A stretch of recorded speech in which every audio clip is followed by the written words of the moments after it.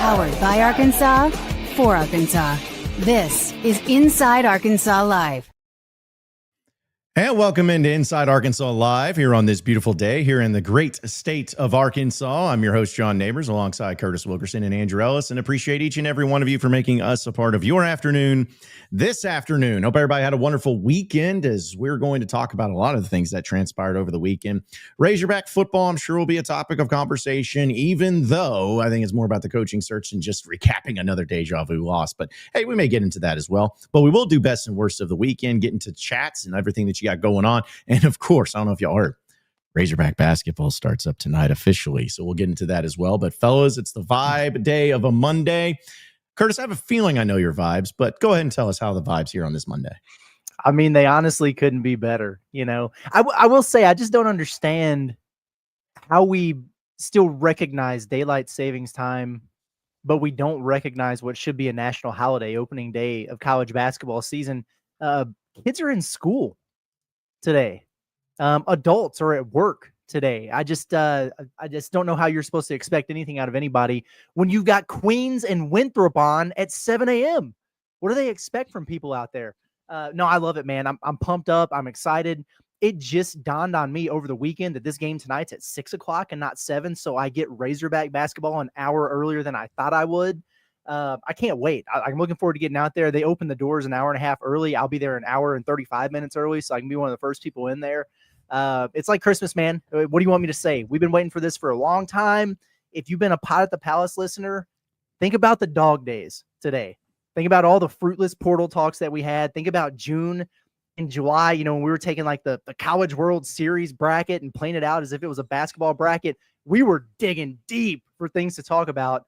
Now we have games that count in the win-loss column. I can't wait, man. I'm fired up.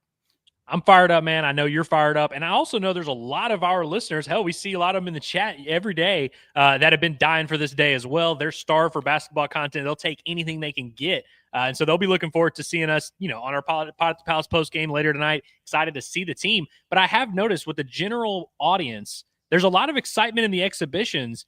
That excitement does kind of go away in these early non-conference tests, these guys that come to Bud Walton Arena that aren't necessarily marquee opponents. And we know there are going to be plenty on this Razorback schedule, but don't be one of those people who only gets up for the big ones. Don't be one of those people who's waiting. Oh, let me know when they play Duke. Oh, let me know when SEC play starts. Don't be one of those people. Enjoy the entire journey with us, and it's going to make it that much more fun in the end. It's basketball time at the Palace.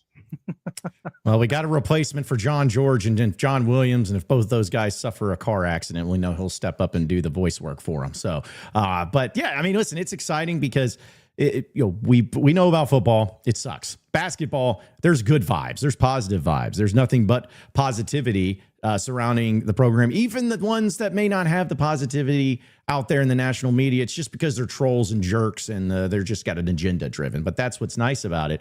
And I know, Curtis, you've done previews. You've talked about not only the game, but the season and predictions and all of that great stuff. And that's kind of where, we're going to use part of it for Alumni Hall question of the day. But since it starts up tonight, getting a little bit of an idea of maybe where some people's predictions or expectations are. Because as we know, the NCAA tournament is a crap shoot. It's easy to just sit here and be like, well, this team, go to the Final Four. They're the fourth best team or one of the top four teams. But we know that's not how the tournament works. It's just not that case. But we do know that the regular season is usually a pretty good indicator as far as how good a team can be, and given the circumstances and given the SEC and everything. And so I'm looking at this year and just curious of what fans think of, like, what's a reasonable expectation for this team, where you're going to look at this year and say, hey, solid year. And you almost maybe separate it by regular season and postseason, because we all know, hey, if you go 0-18 in the SEC, but you go on a run and win the SEC tournament, you get into the tournament, go to the Final Four, it's like, hey, that was a great year, even though you went 0-18 in the SEC. So I'm curious where a lot of the fans' perspectives is at and what the general consensus is as far as this team, this year, what they expect, what will be good, what won't be good, what's acceptable, all of that great stuff. Yeah, I mean, I think this is a year where people would be warranted to have super high expectations. I'm going into it thinking, this is a team that could make the Final Four. I think they're that good. They've looked that good. I like the pieces they have on paper. You know how it is, man. Like you've got to stay healthy and everything has to fall into place. You're going to have some luck here and there that you're going to need, but it won't be one of those deals where if they don't, that I'm going to say disappointing season. That's just what I think that they're capable of doing. And I hope that they make it. This team seems like the one that could get them over that hump. For me, I thought about this a lot. And for a while I was stuck on okay, they got to at least make it as far as they did last year. You know, like you made a Sweet 16 last year. After all that, you need to do that again this season. But you're right, John. The NCAA tournament is such a crapshoot. And so you just never know. But I'm not going to go as far as to say, hey, just make the tournament. And no matter what happens there, I won't go off the deep end. Make the tournament, win one game. And at the end of the year, I'll say, hey, maybe I thought they could have done more, whatever, but I won't be freaking out about it. I won't be entertaining any of those big picture conversations or this was a failure, whatever. Get in, win a game. But I do think this is a team that's capable of getting to a Final Four and beyond. Yeah, it's a fascinating conversation because going into last year, we didn't really know where to set that bar in terms of what should we expect and what should we be happy with. We all felt like it was going to be a good year. We liked the roster on paper, but you don't really know. It's year one of the Calipari era at Arkansas. It's a very new thing, new circumstances. There's just a lot of variables. We have less variables with this team. We know what it looks like under Cal. We know a lot more about these pieces on this roster and how some of them work together because we've already seen that. And so with the fewer variables, I think that can also lead to a higher ceiling, of course, like you touch on, Curtis. This team is Final Four good on paper. And it speaks to their floor. Like they should have a little bit of a higher floor. They should have some more consistent success in the regular season. I think for me in year two with John Calipari, it's about elevating the standard for the program. And like I said, going into last year, it's not like we had a definitive standard. Depending on what this year's team does, whether that ends in the Final Four, whether that ends in them not making the tournament or whatever, we will have a very different standard. And who knows what that'll look like. Obviously, the more they win in the regular season will raise that standard quite a bit. But I do think even if, let's say that Arkansas wins 28 games and they're a 2 seed or 1 or 2 seed, and then they lose early in the tournament, that would suck, right? But that would also be elevating the standard for the program. That would it would suck because of that high standard. And so there's a lot at stake. It's very exciting, and I just can't wait to see this story play out, man. Well, see, and that's something to, again, going to the regular season, postseason expectations and everything. I think how you need to look at it is trying to set yourself up for the most success in postseason play. And whether it's basketball or even baseball, it's like, well, what can set you up, theoretically speaking, most successfully? Well, in baseball, national seed, because you get to host a regional and host a super regional, and you get the home field advantage, and you're theoretically speaking supposed to have an easier way and an easier route to that. And it's the same thing in the NCAA tournament. It's like, would you ask teams, would you rather be a 10 seed or would you rather be a 2 seed? I think everybody wants to be a 2 seed. Does that mean that every time you're a 2 seed, you just roll through it? No, because we've seen upsets happen. Kentucky knows all about that. But is it about, a 10 seed? Does that automatically mean, oh, you're underrated and nobody believes in you, kind of like what Arkansas was a year ago? No, like things can happen, but it's about setting yourself up for that success and for the best path possible. And with Arkansas, ironically enough, I think under Muss, I think it was a 3 seed. I think it's the highest in his second year was what Arkansas got into the tournament. Not saying that was easy, but man, you think about how tough it was to win that game against Texas Tech, how tough it was to win that game against Oral Roberts. I mean, it was this close, and you ended up losing in the Elite Eight. It does, just because you have a higher seed doesn't mean you have an easier path. So I'm just hopeful. This is what I'm hopeful for, guys, in this year. Yes, the NCAA tournament speaks for itself. We know what the expectation is. We know what needs to happen. And Arkansas has been to the Sweet 16 4 of the last 5 years. But I just want both. I want to have a great regular season. And when I say great in my mind with this team and everything, I want to be a team that we're sitting here in February and Arkansas has double-digit SEC wins. Like, that's the type of, I want to see that. I want to see the January get off to a good start. I want to see you have that home court advantage where you're beating teams at home in Bud Walton Arena. Really good teams. I want to see you going and taking care of business against the teams you should. They're not going to win every game. There are going to be some clunkers. There's going to be some stinkers. There's going to be some bad losses. It just happens. But I just want to see this team live up to what we all know they're capable of as consistently as possible, and then really make the icing on the cake in the NCAA tournament. Yeah, I like the way that sounds, man. I wouldn't trade Arkansas's NCAA tournament success for better regular seasons, but I sure would like to mix in some good regular seasons once in a while. I'm with you, because it gets old having to do the same song and dance where, like if the team's really struggling early in SEC player in January, and we're just trying to evaluate what we're seeing, which is bad basketball.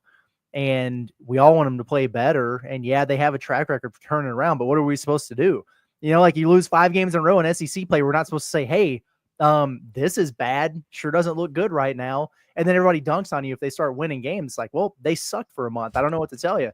I would love for us to avoid that. I almost don't even remember what it's like to have just a consistently good season. And yeah, there's going to be ups and downs. They'll have bad games. They'll probably lose, 2 in a row at some point. But yeah, let's just not lose every game in the month of January. And I think I'll be good with it. And my biggest thing, talking about what we were talking about a few minutes ago, for me, I'm ready for this team to get to the next step, right? Like this is kind of the natural progression is you take it one step further than where you've been going, get back to that Final Four. That would be awesome. It'd be unbelievable. It'd be incredibly satisfying. But I also want to avoid disaster. And the only 2 things I can think of that would be disaster for this Arkansas basketball program this season would be A, not making the tournament, or B, making it and then John Calipari getting popped in the first round. So avoid those 2 things, and I can live with the results. But you want to really quench the thirst. Let's take this thing to Indianapolis. It's certainly not lost on me, Curtis, that it's extremely possible that this team wins a lot more in the regular season and then doesn't go further than the Sweet 16. You know what I mean? Like, which I think is like, sounds bad, and it sounds like something, everyone's going to dunk on you. It's like, that's the sport we play. That's the game we are playing here. Like, that is always possible. And it happens every year. I think what's exciting to me as we, turn the page to tonight, the season opener, and get this thing really going officially, you just never know when the story of your season is going to be written. For a lot of teams, obviously, it's written ultimately the final chapters in March, how far you go in the tournament. But like for Arkansas, their story really came to fruition in January. Y'all remember when we were sitting there in December and we're like, dude, they're doing this Vice documentary. What are they even going to talk about? Like, they had no material to work with at that point. They got a lot of material, and it really started in January and kind of going into February. Some teams, they figured out earlier. Sometimes that story might start October, November. Some people, it really does. You don't really find out about the team and what they're made of until March. I think that's what's exciting is we just don't know. We know what this team is on paper, but we don't know when the big moments are going to be. I mean, we didn't know going into that December game a few years ago that Trevin Brazile was going to tear his ACL, and that was going to drastically change the course of that year's team. And so I'm not, that's a little bit horrifying there, but that is what's exciting going into some of these non-conference games, especially some of these ones that are big, that have these big opportunities, is we don't know what this team is going to be made of until we see them in those moments, and that excites me. Yeah, and again, it's to me about the talent and about the coaching, about all of that. And if you play your A game, if Arkansas plays their A game, there's not going to be many teams that beat them at their A game. I mean, that's kind of the way I have to look at it, because, everybody hangs on so much when it comes to winning and losing. I get it. No one wants to lose, but you can't look at basketball in the same lens as football. You can't look at the basketball in the same lens as baseball. You don't look at it in like, okay, in football, if you lose a game, it can be pretty detrimental to you. Basketball, it's like, it's going to happen. But if they lose one bad quote game, say if they go on the road and lose to LSU, or something like that they did a year ago, I'm not going to, people are just going to be like, well, this player sucks. Why is this guy playing? Stop shooting the 3. There's going to be all of that. But then, as I continue to tell everybody, once you get to that postseason, if you make that Sweet 16 or that Elite 8 or Final 4 or whatever, you're not going to remember those games. So it's not going to matter. Like, you gotta be on your A game more often than not. And if you do that, you're going to be fine. You're going to be a good team. But I'm with you, Curtis. Like, that just, if you don't make the tournament, that's obviously a failure. And if you lose in the first round, that's obviously a failure. But Razorback fans, again, as weird as it is, they've been kind of spoiled with the postseason success in basketball, just because, again, 4 Sweet 16s in 5 years, as well as 2 Elite 8s and mixed into that. That's better than almost most, if not most, of all the college basketball programs out there. So be humble, be appreciative, but also understand that, hopefully it's not this year. One day it's going to happen, unfortunately. I mean, Virginia, remember that happened to them. They lost to a 16 seed and they won the whole thing the next year. Purdue lost to a 16 seed and they were in the title game the next year. It's almost like there's this theme that's starting to build of these programs having to take one of those real ugly ones before they make it to the pinnacle. But then like UConn rattled off 2 straight and Florida did what they did last year. So we bucked that trend a little bit. Thank God. But yeah, man, we'll see what it looks like. And you know, you talked about take one bad loss and we'll see what the overreactions are and everything. People are so high on this basketball team right now. I'm actually enjoying some of the messages and the DMs that I get from folks, not like voicing concerns, like mad or salty about things, but it's like, you know, what do you think? Are they going to be a better free throw shooting team than this? Because I know that they're, you know, getting by with it now, but we got to have them in the close games. Or, yeah, I noticed that, you know, we were only plus 13 the 2 scrimmages combined on the boards. Do you think this is going to be a good rebounding team? What's up with Nick Pringle and the foul trouble? Because people are like, I think they see, you know, like what this team could be capable of, and they like the potential and they get excited. So they're kind of like I was on a couple Pot the Palaces last week where I was looking at it and I'm going, okay, they've done this in these 2 exhibition games, but I still don't know that they played an A game yet. And there's still a couple guys that need to get going. Like the ceiling is higher than what we've seen so far. So I love it. I'm sure there's going to be some questions that come out of this Southern game tonight where people are like, what about this or that? Or, man, they had 13 turnovers. What the hell? I can't even imagine what the swing of emotions is going to be on this road trip to Michigan State. I think about how people were pissed off about the officiating and everything in this football game between 2 winless SEC teams over the weekend.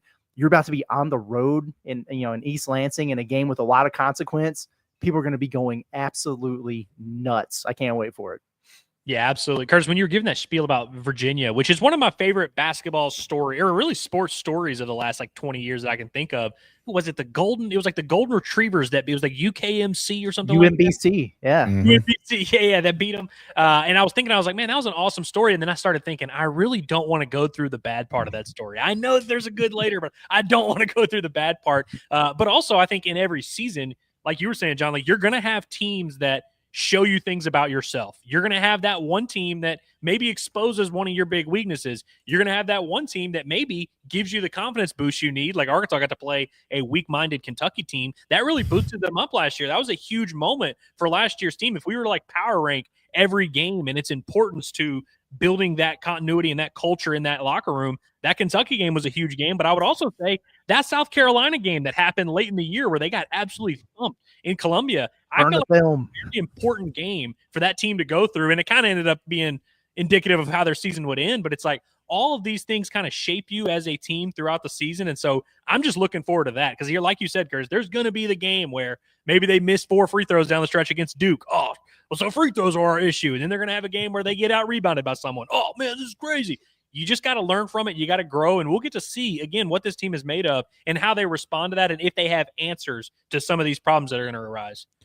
Well, we're going to use that as part of our Alumni Hall question of the day, presented by Alumni Hall. It's the ultimate Razorback shopping experience. We enjoy our time there. And also, we're going to be there again, live, the Friday before Thanksgiving. So November 21st, we're going to be there telling you about all the Black Friday sales and having basketball in full swing and football coming to an end mercifully, hopefully soon. But either way, they're still going to have all the great Razorback apparel, and they got plenty of it in stock.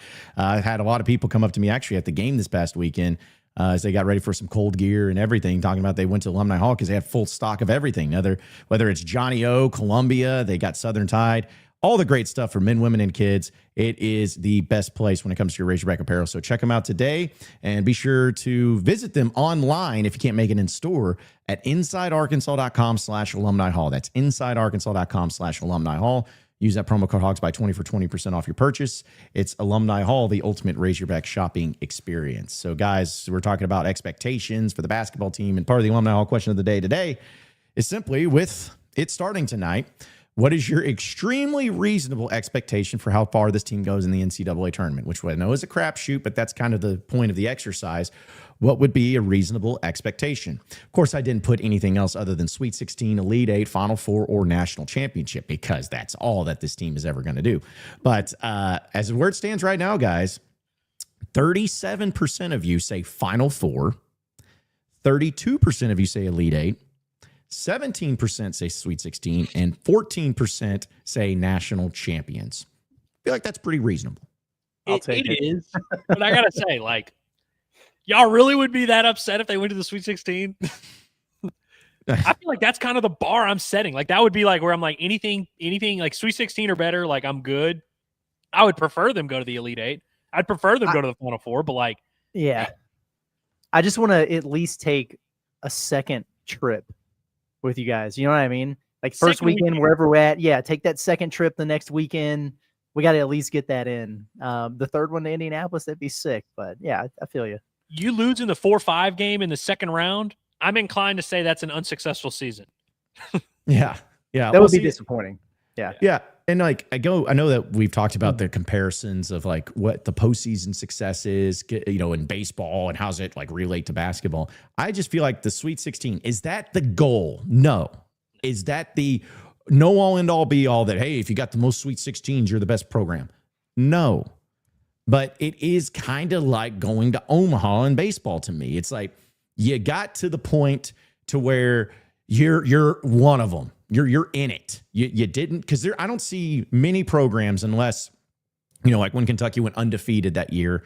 If they would have lost in the first or second round, that would have been just an epic proportion disaster. Even if they lost in the Sweet 16, I think it would have been considered a major disappointment. Like, there's very few teams that have that level. And I think one seeds, especially for the number one overall seed, the Sweet 16 is like, yeah, but even then I'm not feeling great if they get there. I would argue that most teams getting to the second weekend, again, not the end game, not everything, but it's one of those deals to where you're like, hey, we got to this. We were in the conversation. We made it to the second weekend.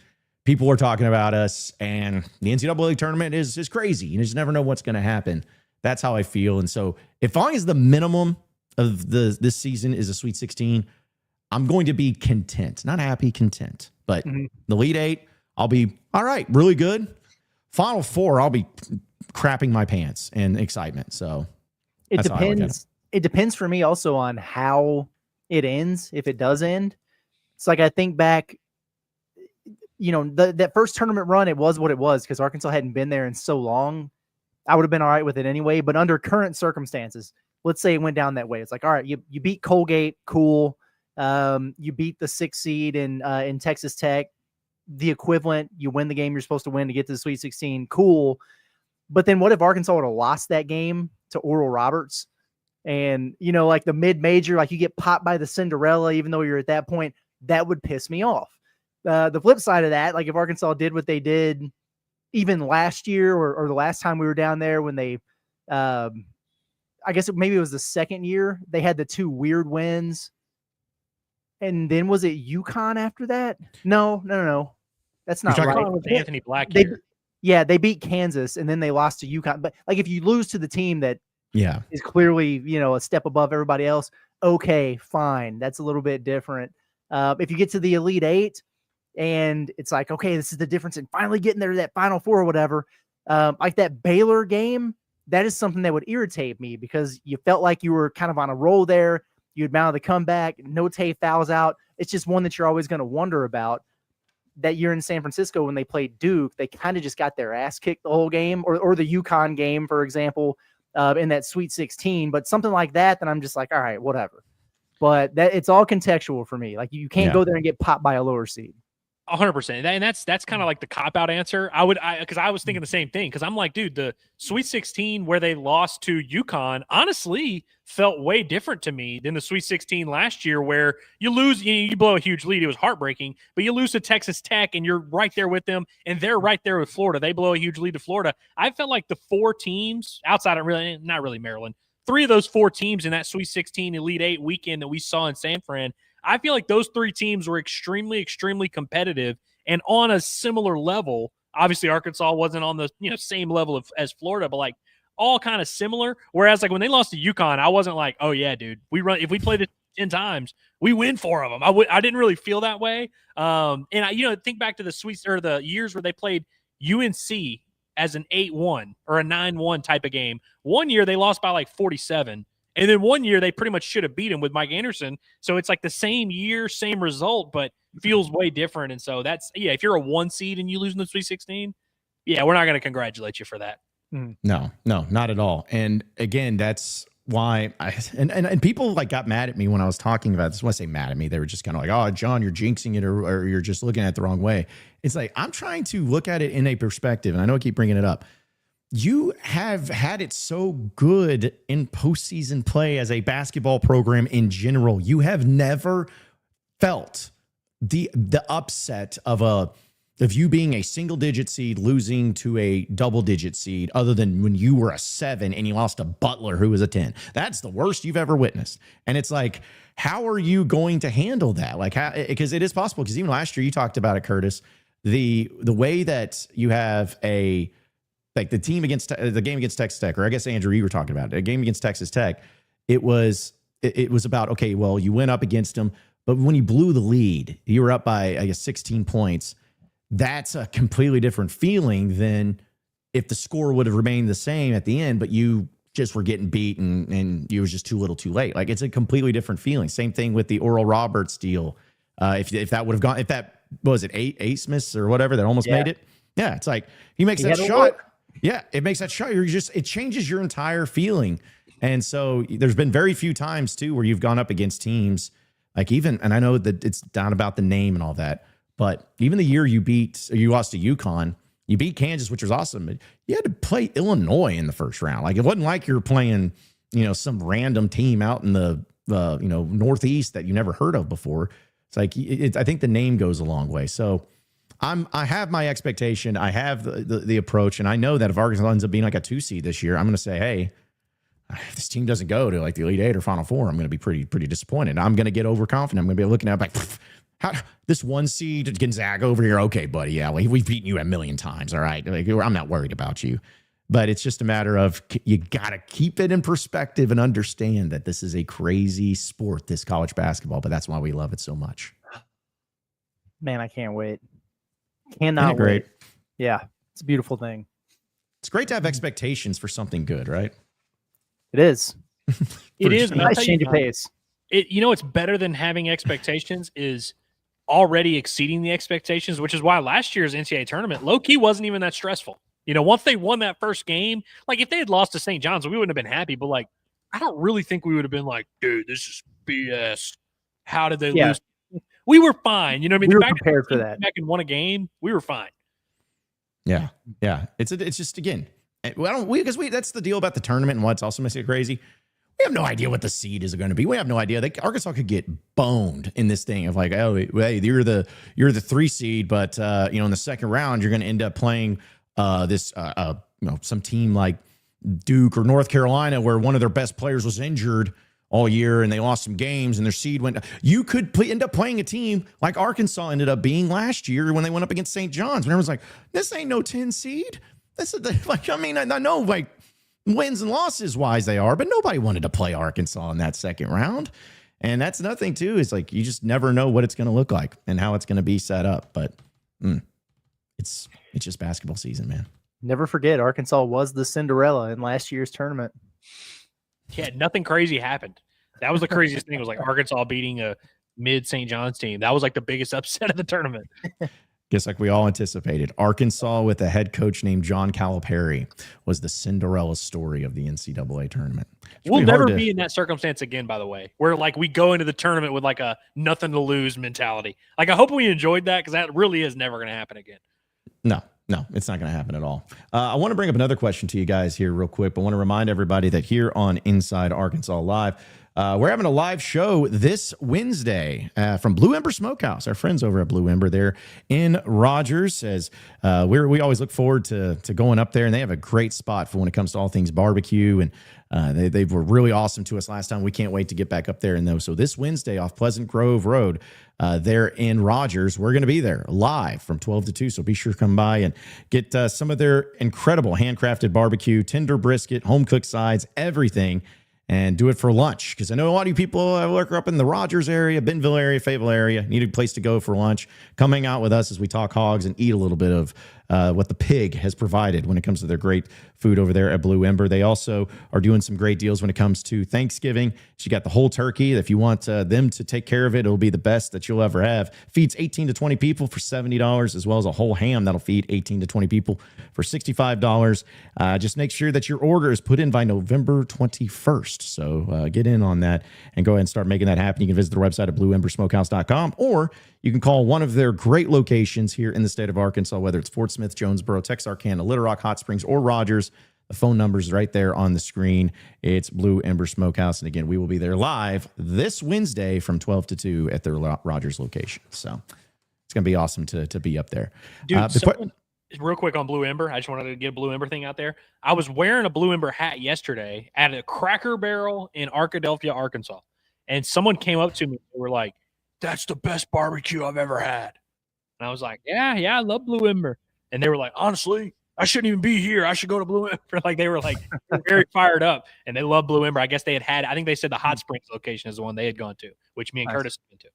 Yeah, very nice. Yeah, that's awesome. Yeah, we love hearing that stuff too. So, real quick, the question I wanted to ask you guys, because who knows, maybe we'll use this for another Alumni Hall question at some point. But if there was a stat this Razorback basketball season, just a team stat that you would want Arkansas to lead the SEC in, which would it be? And folks in the chat, wins. Yeah, okay, yes, duh. But I'm talking about just an actual team stat. If you could pick just one for them to lead the SEC in, which one would it be? That I think they will, or that I want them to? If you had your choice, you want them to. Like, hey, this is the one stat I want you to lead the SEC in. Made 3-pointers. Wouldn't it be nice? If they did that, Curtis, it would change. Like, my brain would have a hard time processing it. I know, man. Yeah, made 3-pointers are crazy. Would you even settle for just being efficient? You know, like having the highest. Like, maybe they only shoot 22 a game, but they shoot 41%. Oh yeah, I'd take that too. I'd settle for that. How about just points per game? I know, is that enough? Because like I think points per game, which I actually think is kind of realistic, that would give me a lot of happy feelings in my stomach. Yeah. Oh yeah. Yeah. Points are fun. You know, it's because I guess, you know, people were saying, "Oh, would you rather lead the SEC in scoring or lead the SEC in defensive scoring?" It's like scoring, just offense. Give me, because that's a lot more fun of it and enjoyable of a game. I mean, let's be honest. What was it when Alabama hit 28 threes or in the NCAA tournament game last year? Is like, because nobody can. I'm not saying that happens all the time. I was like, no one's going to beat you when you're doing that. Like, it doesn't matter how good the other team is. No one's going to beat you. So, but yeah, I'm with you, Curtis. Like 3-pointers made, I think would definitely be the case, or at least 3-point percentage. Mm-hmm. I would take that, because that just efficiency, you know, because you got to have 3-pointers made, but already taking 40 a game. You know, that's obviously goes hand in hand, but give me the percentage, just the good shot selection, the nicely done gestures there. I'd take that. I will say, once upon a time, I cheered for a basketball team that led its entire league, the highest professional league there is. It led the league in 3-point makes, and then in the playoffs, they get to Game 7, Western Conference Finals, and they missed 27 straight threes in the second half of a Game 7 to go to the finals that they would have won easily. Missed 27 straight threes. I don't want to relive that. I don't remember who was that again, Andrew? Who did that? Been the Houston Rockets in the 2018. Yeah. That was against the KD Warriors. They actually should have beat the KD Warriors, and who ended up sweeping LeBron in the finals that year. So, like, the Rockets clearly would have won by at least, you know, in 5 or 6 games. It's heartbreaking. 27 straight threes in the second half of a playoff game. That's heartbreak right there. No, that is rough. That is rough. And also, too, just real quick, somebody was tweeted at me talking about the non-conference games and everything. It's just like, hey, have a good non-conference. Like, yeah, I have a good non-conference, but you got a great schedule to where if anybody thinks that Arkansas is just going to roll through the non-conference and enter into SEC play like 12-1 or whatever it's going to be, I mean, that'd be awesome. But I just think just like the schedule, man. That's what's also going to make this fun, is not that you'll love it no matter what, but to have marquee matchups, multiple marquee matchups, starting this Saturday even, to look forward to in the non-con is also going to make it a lot more enjoyable, where you won't win them all, but you'll be taking it a lot more seriously and looking a lot more forward to it than just them playing, you know, Northeastern or whoever it ends up being. How cool is that, watching the World Series the other day and seeing Arkansas versus Michigan State pop up, like in like inning 10, they're like, oh, here we go. Boop. Yeah. That was sweet, man. That Fox broadcast is going to be interesting. Yeah. I keep forgetting that it's on Fox, but better than ESPN for you YouTube TV people out there. Still going strong there. I hate that for everybody, but I know we'll probably get into that as part of the best and worst of the weekend later in the show as well. But we're going to talk baseball. We've been talking basketball. We'll have some football talk here during the show as well. But really excited though to announce that we have a new partner here on Inside Arkansas. It's Air of the Ozarks, your number one heating and cooling company here in Northwest Arkansas. We know that it's that time of year. The weather is changing. The highs aren't as high as what they once were, and start getting into the fall and those winter temperatures. You got to make sure that your heating is good to go.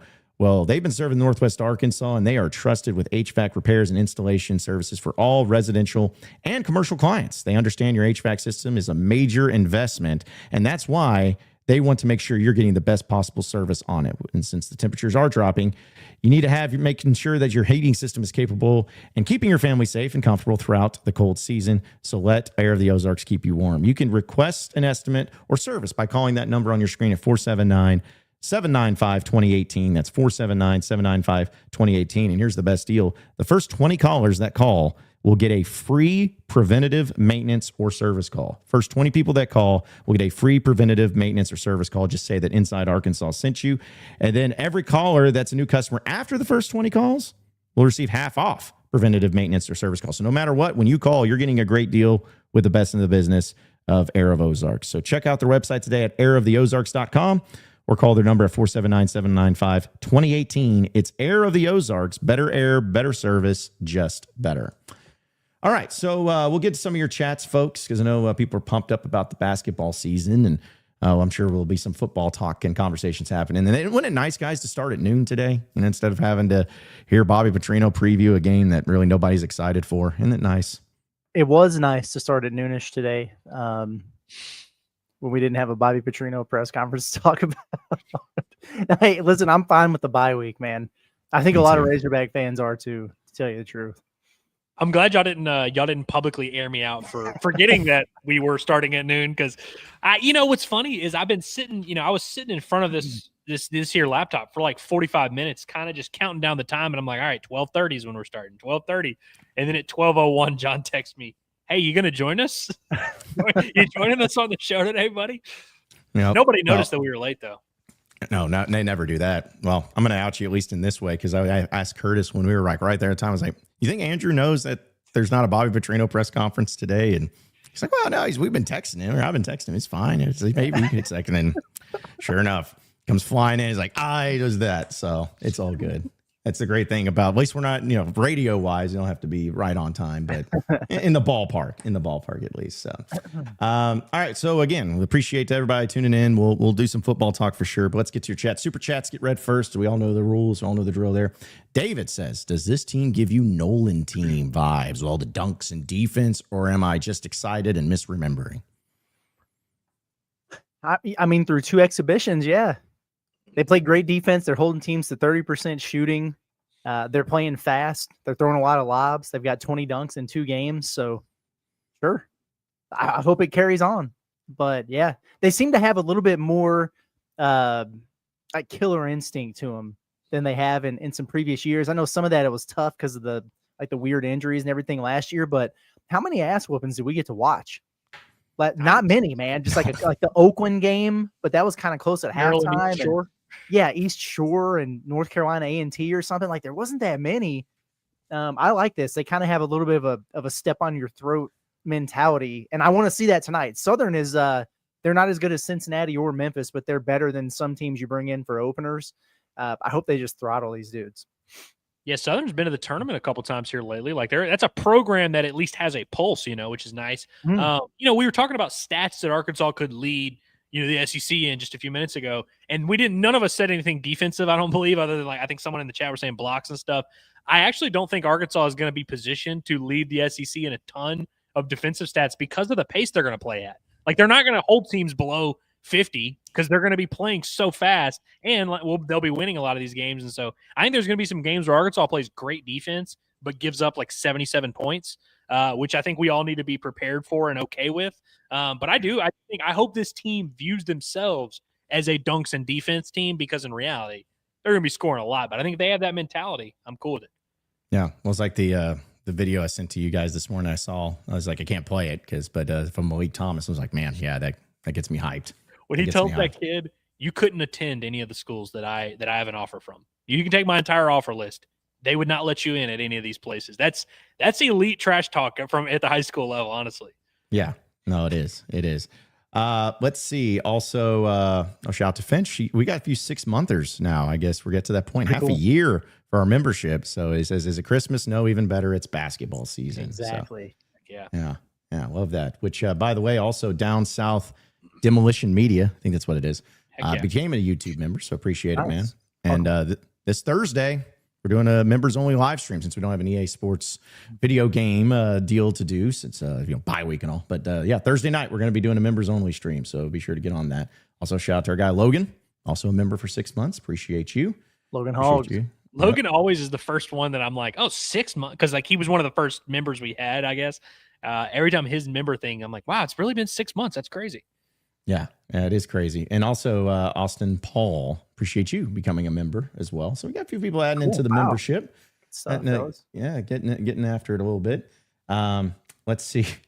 Also got David, who gifted an Inside Arkansas membership. Good time to be doing it. Yep. And then Brian became a YouTube member. I don't know if this is like what he got gifted with or if he's just on his own. I don't know how that works. I'll just be honest. But thanks anyway. Yeah, appreciate it either way. We're glad you're here. And I did laugh really hard because, as Michelle pointed out, she said Cat Spy 21 apparently canceled his free membership. So that was pretty good. But either way, it's again Thursday. We're gonna be doing it. We're gonna be making it happen. So disappointed in old Cats there, Well, especially because he's still trolling in the chat. So I'm like, if you're gonna continue to troll, you might as well contribute to the cause. But okay, he's like, no, I want to troll without supporting you guys. He's like, let me be clear. I do not want you guys to benefit from my trolling in any way, shape, or form. Yeah, can't have that. Okay, Seahawk, appreciate Super Chase. Says Malik is our best 3-point shooter and likely scorer. We need the other 3-point shooters to help him. So what do y'all think? Who do you all think that is? Side note, OKC is 7-0. Well, percentage wise, like TB is going to be up there. He's just not going to give you a ton of volume. Carter is a guy that I think can give you some of both. Darius Acuff is going to be better than he advertised. And he was 0-4 in that second game. It was like 3 of 6 in the first one, whatever. He can shoot it. He's going to make threes for Arkansas. DJ Wagner is probably going to be exactly what he's always been, which, he'll be 30 to 32% and, hit you 1.5 a game or something. They got a bunch of guys. I would say 7 out of the 9 guys in your rotation can make threes. So I'll take that. We getting a Malik Ewan splash fest tonight or no? I'm surprised he hasn't taken one yet in these exhibitions. Yeah, he needs to get one up there. He does. Probably because Cal told him no threes, just like he did Big Z. It's like no threes before the season. Maybe must have something like that. Should I have said 8 of 9? Like, did Billy hitting 2 threes against Memphis? Does he get added to that list now? Honestly, I'm just appreciative that he took them, And so if he's going to attempt them with any regularity, even if he does just take 1 3 a game and then every 5th game he makes one, I would still consider that. Yeah, that's a guy. Everyone in the rotation besides Nick Pringle, that's what we'll say, can make a 3. I mean, I'm sure Pringle could. I hope to never see him attempt one. He actually won't attempt any. Like Ewan probably won't attempt many, but he will attempt some threes this year.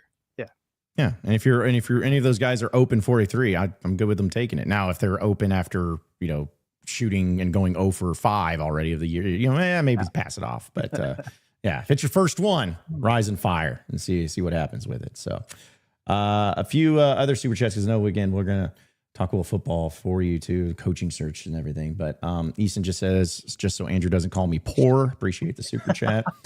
Appreciate that, buddy. Congrats on not being poor, man. Yeah, that's right. Jake says, if I have YouTube TV, am I cooked for watching it? Yes. Just you are. And if you go, it's like some people are trying to find like bootleg streams or whatever on YouTube. That's not good enough for me. Like when I know I have to be able to watch it to talk about it for work and everything. Sling worked good for me, but because they do like the day pass and stuff, you just got to add the Sports Plus thing to it. It's just like $1 extra to make sure you get SEC Network and stuff. I saw a lot of people talking about Fubo, I think. which that's fine or whatever. I'm about to the point where I'm just going to drop YouTube TV. Like, it's really pissing me off. And I don't want to be the person that goes straight back and gets Hulu, because I understand the connections and everything there, but I also am just tired of dealing with this. You know what I mean? Yeah. And it's not as easy just going and buying that ESPN subscription or whatever. My wife likes certain channels. You know, we got the kiddo. We want to make sure that he has everything. It's like, we need a streaming service. This is pissing me off. And I'm mad at ESPN about it. I'm mad at YouTube. I'm mad at everybody about it, but it's kind of crazy, man. I thought it would be resolved by like 10:59 Saturday morning. And when it wasn't, I was like, oh, crap. So, yeah, I think Hulu getting the only, and I'm not making the case for, because I know everybody's just told you, oh, Curtis, why don't you just switch to Hulu? It's like, yeah, it kind of sucks to have to do. I think it's tough because these companies get in bed together, like ESPN, accumulating all that. You kind of just have to be prepared for that. But then what if ESPN buys YouTube TV in like 2 years? You know what I mean? Like they very well might do that. And so I don't think there's ever really a correct answer that is going to be the correct answer forever. Yeah. Yeah. It's unfortunate, and I'm surprised it's taken this long and it's still going. But I mean, last time I checked, Google and Disney were pretty big companies, and that usually don't like being pushed around. So it's probably one of the biggest reasons. Do they have AT&T Uverse down here?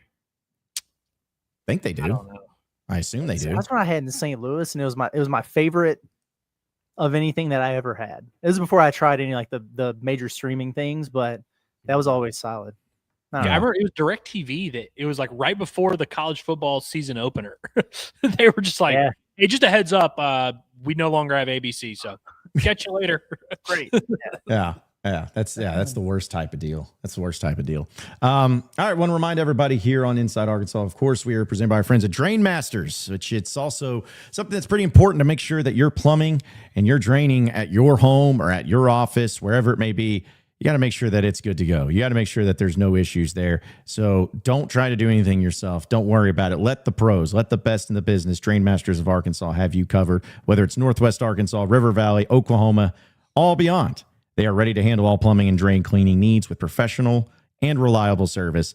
And it's a really simple thing to do when it comes to requesting a service. All you do is give them a call. You use your phone, this thing called a phone, and you give them a call at 479-646-5585. That's 479-646-5585. Or you can scan that QR code on your screen. It'll take you right to their website. You can also request a service there. And like their Facebook page at Drain Masters, Inc. And when you do call them, though, be sure to tell them that Inside Arkansas sent you, because when you do, you get 10% off all of your services. It's that simple. So anything and everything plumbing related that you need, no job is too big or too small, Drain Masters of Arkansas has you covered. Call them today at 479-646-5585 and tell them that Inside Arkansas sent you for 10% off all services. All right, a few other super chats here too, or chats in general. Appreciate everybody tuning in. I forgot to read this one. Omri says, this is for my man, John. I got real depressed with you on Locked On this morning. Better days ahead, my guy. We can make it through. AP, appreciate you 3. What's AP mean? Thank you. I think it was supposed to just be one word, appreciate. AP, appreciate you. Okay. So Adrian Peterson, all day. I like Omri. Yeah, no, I do too. I like Omri as well, and we appreciate the super chats. But yeah, well, I was depressed because, obvious reasons. That's just the way it is. I'm just over it, man. I know, and that's what sucks. Not that we can be, but I am. I know. It's like going into it, just incredible to see things continue to happen the way that it does, and the way that it continue. It just doesn't matter. Whatever, if there's some sort of way, some sort of thing to happen to make Arkansas lose a close game, it's going to happen. They're good for it, buddy. Man, jeez. Hey, at least you broke a record.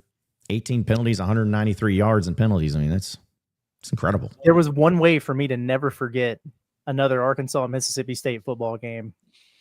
So we'll always have 7-3, and we'll also have 18 for 193. So, I mean, listen, I know I say it a lot, but it's like I feel like that's going to be one that if they say in 5 years, hey, there was an Arkansas football game that was rigged, I think we know which one to point to.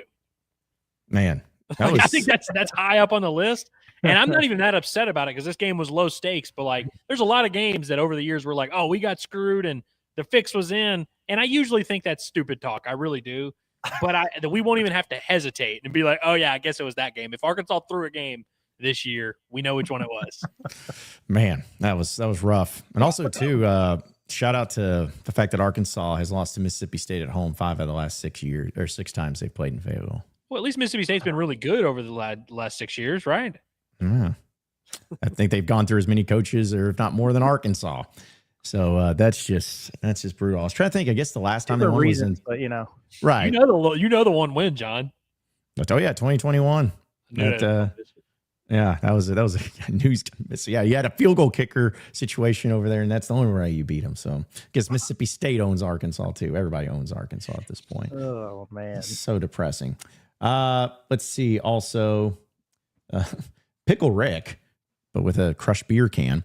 Nice. He says, "Can we fix stadium atmosphere too? Fans had energy." I felt like the best thing that could have happened to Razorback Stadium was it becoming a ref show. John, yes. You were in there, right? Yeah, you were there. I felt like it was the sleepiest first half of football ever played. And then as soon as Arkansas was kicking off from its 10 after all that nonsense, it sounded loud. Like people were pissed off in there. They needed that. They lost anyway, but they certainly needed it. You just need something to bring people together, and that's what a good ref show can do. You know what does not bring people together is a 50-year-old man yelling into a microphone. That's not what brings people together, unless that man is, Eric Musselman. Yeah. Well, I'll say that also with the because I agree, Curtis, as far as the booing and the thing got everybody involved. And I just wonder, we'll never hear it, and I don't even know if this was his intention, but with Petrino, it almost felt like, you talk about coaches in basketball getting a technical to kind of set the thing. Maybe that's what his intentions were, but he was letting the official have it. And it seemed like from that point on, what was it, 15 penalties all in the second half? And almost all of them were like 15-yarders. It wasn't like, illegal formation. It was like hit out of bounds, pass interference, holding. It was awful, man. It was absolutely egregious. And yeah, that's the only reason the energy was high. Because if you can find one, even the people that hate and pissed off about Razorback football right now, the only thing that can make them more pissed off and kind of turn their cheek a little bit will be bad officiating. And that's what it was. It was crazy. It was absolutely nuts. 18 penalties. Do y'all think, tonight, that there will be a definitive winner in the tic-tac-toe game? Because there was one, by the way, for the exhibition at Cincinnati. Someone actually lost the tic-tac-toe game. That never happens because if 2 grown adults play tic-tac-toe, you should probably tie most times. We got a definitive, easy winner that could have won multiple ways last game. I'm looking forward to seeing if we can get a repeat tonight. Can't wait. Yep. It's going to get the crowd involved. It's going to be so exciting. So, yeah. Let's see also. Our guy Trey, basking in the Ozarks, says, I have a feeling that our front court eats tonight. That's what he says. I like that. It absolutely should. Yeah. Especially, honestly, this should be a TB was my pick to click on the Pot at the Palace this morning, but I think Southern's probably going to have to do a lot of 4-guard lineups. I mean, good Lord. If we're looking for TB to do the thing that Cal was talking about, where he's a double-double and 4 or 5 blocks, this has got to be the night. I haven't looked over at SARACEN yet to see what the player props and everything are. I'm telling you right now, if there's a good one for TB, I'm in there. I feel like that happens a lot where these early season non-conference opponents are not bad teams, but they just only have one player 6'7" and above. And so it's like it just kind of turns into that. And so it won't, I don't think if Nick Pringle and Trevin Brazil combine for 30 and 20 tonight that we should expect that moving forward. But in this matchup, yeah, that's the kind of stuff you should just be able to count on. Like Cal was saying the other day, you need to be able to just dump it in and get 2 points easily, free baskets every now and then. Yeah. Yeah, we're actually going to bring up a few of these prop plays for Saracen here in a bit too, because some of them are pretty good when it comes to Razorback basketball tonight. A few more here too. This is this from Pickle Rick. He goes, officiating was better than the game experience for fans. That's saying something, my man. Yikes. That's saying something. It was bad, but there was objects that may or may not got thrown on the field, guys. I don't know if it showed it on TV. There were objects getting thrown, and it was pretty rough. What kind of objects? Bottles, empty ones. Okay. Not the other objects that happen at WNBA games or anything, but I mean, it literally could be anything. I mean, we see food items, we see literal tortillas thrown out there, we see, toys of certain varieties. We see a lot of things thrown on fields. Yeah. Yeah, it was just, I think if Arkansas was like, a team that had something to play for and there was something on the line, you may have seen a lot more objects get thrown. But when you have one guy is like, we're 0-7 or whatever, it's just like 7 straight losses. They don't care as much. See, Kaiser says, ain't no mountain high enough, down 0-7. Bad vibes. Yeah. That's the way it goes. Wait, hold on. Listen, I love making fun of the U of A for the atmosphere and stuff like that. What's wrong with playing ain't no mountain high enough? I don't think that they'll do it, but they'll do it at basketball. Like basketball is a different type of hype tonight, and it'll be the last song. It's warm ups, and you're getting ready to go to intros, and a little bit of chicken fried. It's like, what the hell are we doing here, man? They love chicken fried, bro. Yeah, not the right venue for it. What are we doing? War Pigs. We did War Pigs for a while in Bud Walton, where that would be the last song they would play, and it would sound great. You know what? It have to be that, but that's the kind of vibe you should be going for. A crescendo. At the very minimum. Yes, at the very minimum, I agree. Because at the very minimum, towards the end of the game, or like when you're needing the most hype and energy, if you just play In the Air tonight, people are like, at the minimum, people are going to get hyped. Do the drum solo. Yeah, I mean, we were going to go nuts. Just do the simple things, man. Don't overcomplicate it. Man, Pickle Rick's mad. He says money to buy out the train horn guy. He just hates everything about that. That's annoying too. It train is. Horn. I would take full on Stone Cold music back every single time over that train horn. Gets on my nerves. The only reason I think they do it, and this is just my theory, is because I think the crowd's been good, but it's almost like they do it as preparation of like, hey, if there's no one in the stands, like we need something loud, tonight, make it as bad. What could be more obnoxiously loud than a train horn? It toes the line between pumping in crowd noise, where it's like because they'll stop it before the play starts, but it's like that's their best attempt to do that. Yeah, no, that's true. That is true. A few more here. Appreciate everybody. Like you got a bunch of super chats coming in, but appreciate them. Leo Zarkian. Thank you. Boycott football movement. Everyone boycotts all games, win or lose indefinitely. UA admin is forced to get exceptional to finally sell tickets again. What's funny is like the three of us did not have a meeting this morning and we were like, hey, we're going to not talk about football. But we just kind of didn't talk about football. And again, it wasn't like obviously I know that we get to talk about whatever we want to, but it's like we didn't even do it to make a statement. We just there's nothing interesting to talk about with this football team right now other than what's going to happen in the future with this football team. You know what I mean? And so it's like we're going to get there. Come to a head for another month. Yeah, like we're going to get there, but not even on purpose. Like we're just kind of accidentally boycotting. Yeah, it's again like somebody asked me. I think it was yesterday. They DM'd me. They're like, "Hey, what'd you think of this play?" And all. I was like, "Man, I just do not care. Like, I'm sorry, I don't care about that play in the third quarter. It's because it just is so minute and so pointless to even be like, well, if you would have just saw the wide receiver over here, it's like you've lost 7 in a row." I got annoyed, man, because I love our post game shows. I can't wait for Pod at the Palace post game tonight. It's always fun, win or loss, to see how everybody's feeling and everything. For the first time since we started doing this, left Saturdays feeling like that sucked. I just didn't feel good about it because what did we make it like 4 minutes in, Andrew? And we're like, I don't want to talk about this game. Nobody cares about the game.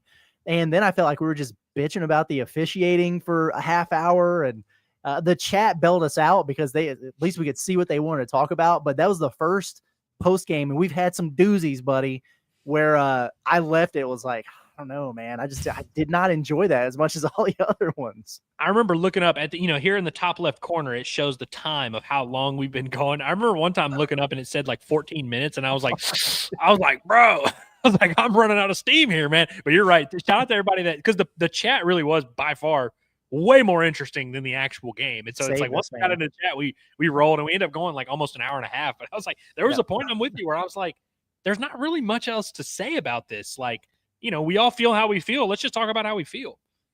Yeah, it was just a depressing thing. And it's weird because I even talked about the feeling I had leaving the game. it was like one of the saddest feelings, which is like, it's the same feeling though, but it's just a little bit different to where it still hurts. It still sucks. It was like seeing these kids running around playing football out in the parking lot after the game, all happy. And I'm like, I hate you kids. I hate you so much. I do want to say, because like we do our football, like our pregame shows or whatever. And I've definitely been the most consistent. I'm just picking Arkansas to lose no matter what. But we have our group text amongst us during the games and everything. I can't count how many football games there's been where things have been going on, and John or somebody will text in the group and be like, all right, how's Arkansas going to screw this one up? And I'm just like, they're not. They got this. Like it's in the bag. Mississippi State is worse than Chad Morris teams. That's what I was saying the other day. And as soon as we got to the fourth quarter and it was a 2-score game, I was like, God, here we go again. I did it against Memphis where I was like, oh yeah, this one's in the bag. It's like, it's whatever. These dudes suck. Arkansas is fine. Did it the other day with Mississippi State. I was like, no, it's not happening. So the whole game leading up to that point, I was thinking people are going to want, like they're going to expect us to be super excited about this outcome. Like I've really got to talk myself into being like, hey, you know what? It's been a rough year. You never apologize for a win. Biggest win of the year. You haven't beaten anybody besides Arkansas. This is great. And then when they lost, I was really like, yeah, I don't give a shit about this, man. It was rough. I'm glad you said that out loud. Like, obviously, if Arkansas won, we would have clearly preferred that. It would have been nice. Yes. We would have had our conversation. It would have been really hard to do the post-game show without looking like a little bit of a jerk. Yeah.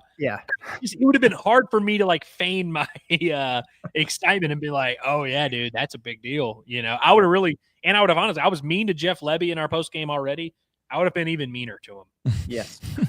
And dude, Mississippi State fans, zero. It's rare you can criticize a head coach without someone from the fan base coming to you.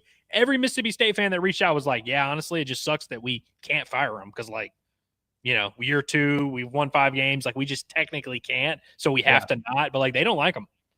Yeah. Who does like their coach? I mean, at this point in time, it's like other than Ole Miss and Lane Kiffin. I mean, I really, really don't know. But either way, let's we got, again, a lot of stuff we're going to try to cover here, folks, but let's go ahead and do a little bit of our best and worst of the weekend. And it's presented by our friends over there at Bet Saracen. And just as a reminder, folks, that you always get the best deals when it comes to your sports betting here in the state of Arkansas with Bet Saracen, because it's the #1 sports betting app in the state of Arkansas by far. And anytime that you want to get in on the action, if you want to go through some of these prop plays that we're about to go through when it comes to Razorback basketball tonight, the Razorback basketball season, if you're saying the Hogs are going to win it all, you want odds on that. Bet Saracen even has a deal where you get odds on if Arkansas basketball and Arkansas baseball both win the national championship this year. There's odds on that, and we'll talk about that. But they have it all. And the best thing about it is that if you use our code INSIDEAR when you download the Bet Saracen app, you'll be able to bet $25 and get $125 in free bets. All you do is you go into the link in the description below, or you can scan that QR code right there on your screen. You have to click that link. It's going to take you there, and you download the app. And when you download the app, be sure to use code INSIDEAR for the exclusive deal. When you bet $25, you get $125 only with the Bet Saracen app. So, yeah, we'll do some of those prop plays and everything too. But I figured since we were talking football, I might as well do a little bit of the best and worst of the weekend, because some of that has to deal with that. But I'll tell you what, my best of the weekend, I have 3, but I'll do just 2. One of them being, do you guys, and I'll be honest, I think you guys know who this person is, but if not, I'll probably sound like a stupid idiot, and that's fine because I'm used to it. Mrs. Woo Piggy, aka Dan's Van. Do you know who that is? Okay. Yeah. Yep. I had the pleasure of meeting her and her husband this weekend at the game. They came down from Washington State, and they wanted to meet and just talk about how much they love what we do and all that. I'm not saying that to pat ourselves on the back. I'm just saying it's really cool to meet people out and about, but it's really, really cool to meet people who come in from someplace like Washington State all the way in to see the Razorback football team play. So kudos to them. Really nice people, lovely people. Really appreciate them. And they told us that if Arkansas goes up to Portland for the NCAA tournament, that they would like to take us out to dinner. I'm like, I would love that, but I really hope they don't go to Portland. But I really appreciate it. So, anyways, they were, again, really awesome people. Loved seeing that, and they just wanted to pass along their good tidings and good blessings and all that good stuff. So, Yeah. And also real quick, this one, I don't know if you guys saw this video, but I love this. You know, Halloween was over the weekend too. It still does my heart well. I know Razorback fans are down, but it still does my heart well when something like this happens, when you have some kids trick-or-treating up and walk up to an LSU home. Ew, LSU. I don't want this candy anymore. Better get it out of my bag.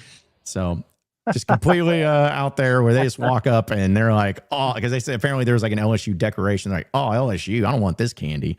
That is like, gross. Well, it's like, at least as long as you're still fighting the good fight with even the terrible football team, that was pretty awesome. So just wanted to give a shout out for those. I like it. Was that it? I thought you said you had 3. Did you give us 3? Oh, I had 3, but I was just going to do 2. But I can give the Okay, third no, one I real guess. quick. I mean, sure. I don't think we're gonna have the same one. So Okay, I just want to make sure. Yeah, well, that's fine. Mine, I can't play the video, but Cam Little.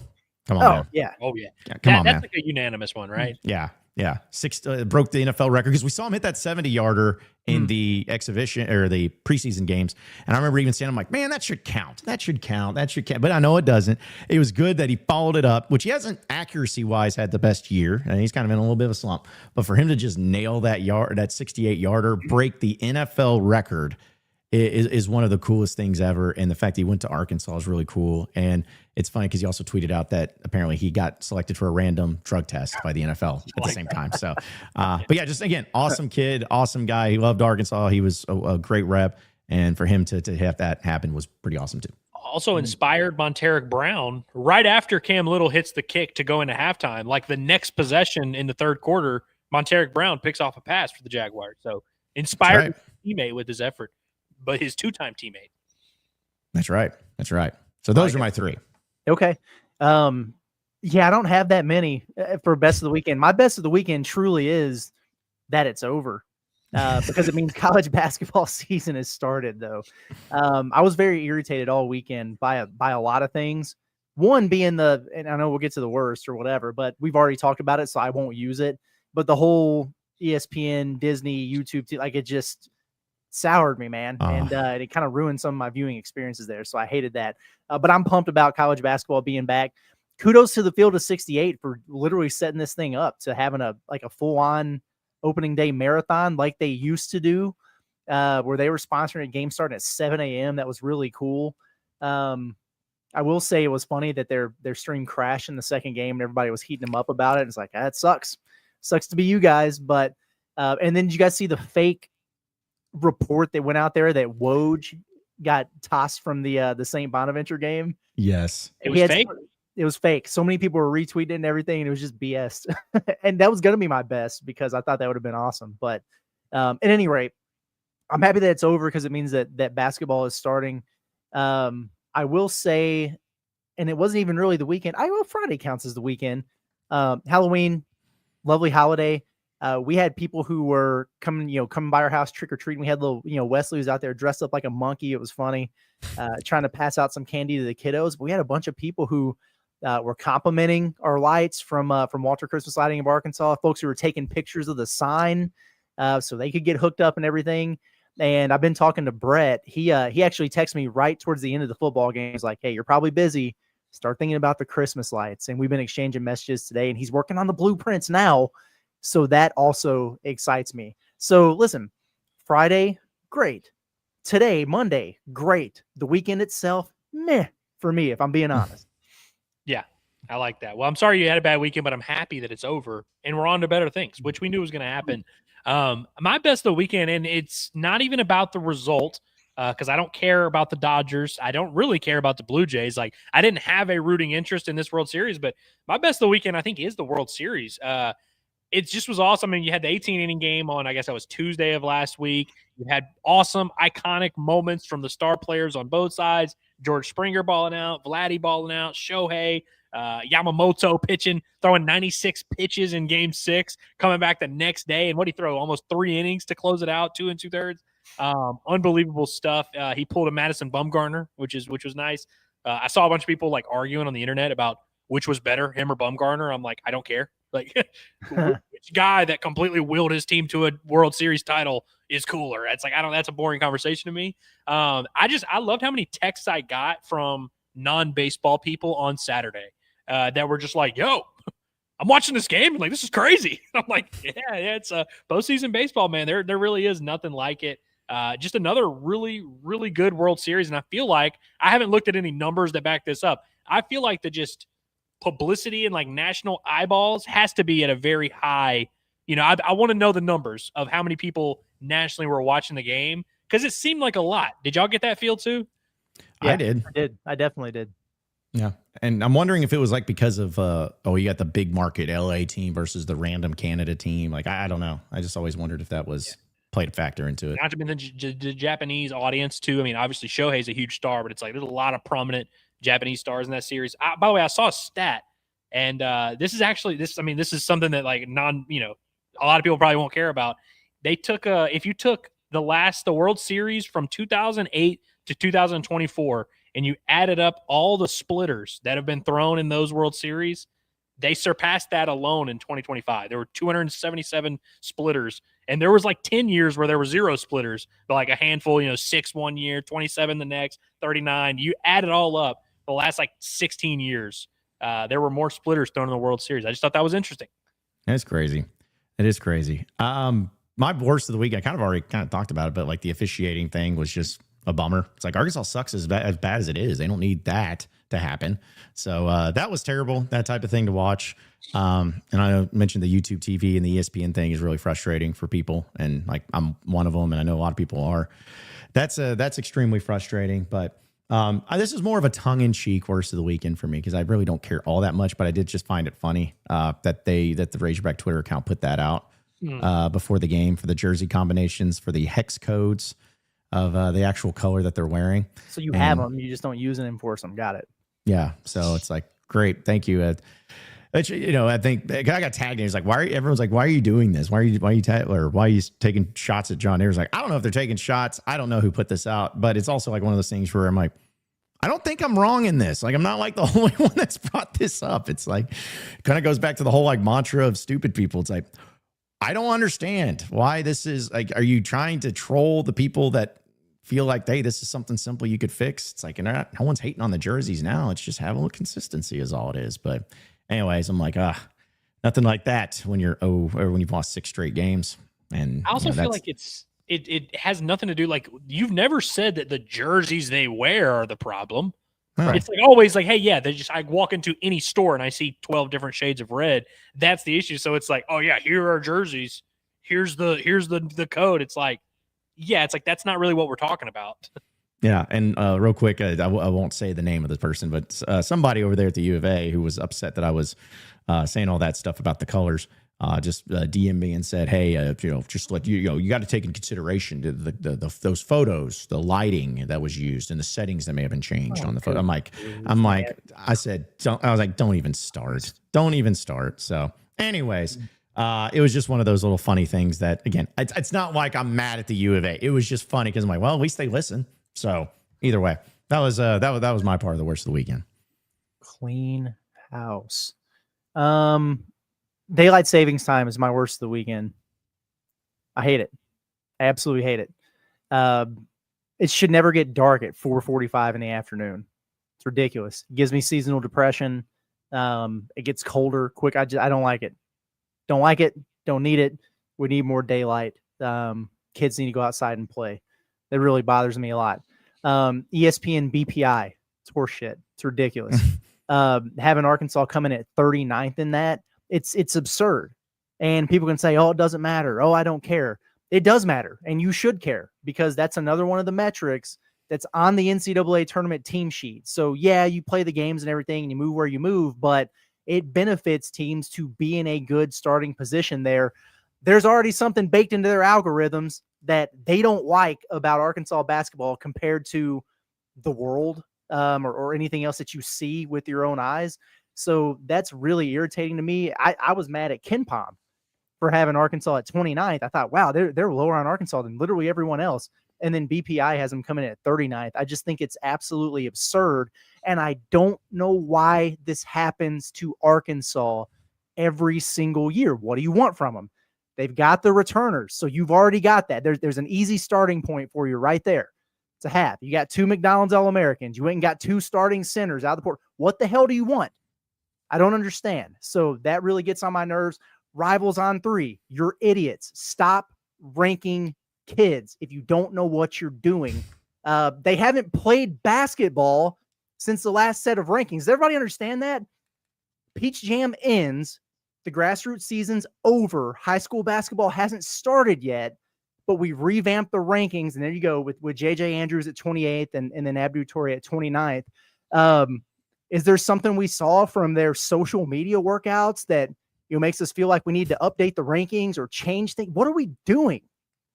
People need to learn how to do their damn jobs. I'm sick of it, man. BBI at 39 is crazy, man. I could not believe that. I'm wondering, I'm like, dude, if it's that low, which, 39, like you'll make the tournament at 39 or whatever, or like at least be on the fringe. But I'm like, dude, if Arkansas wins by 30 tonight, which wouldn't be that big of a surprise, would they get like a huge bump? Like, does the ESPN BPI see this as like a close game? Like, I'm wondering how long that'll take to average out. But yeah, that was a great rant there, Curtis. My worst of the weekend. Oh, did you have something else to say? Nope. Oh, sorry.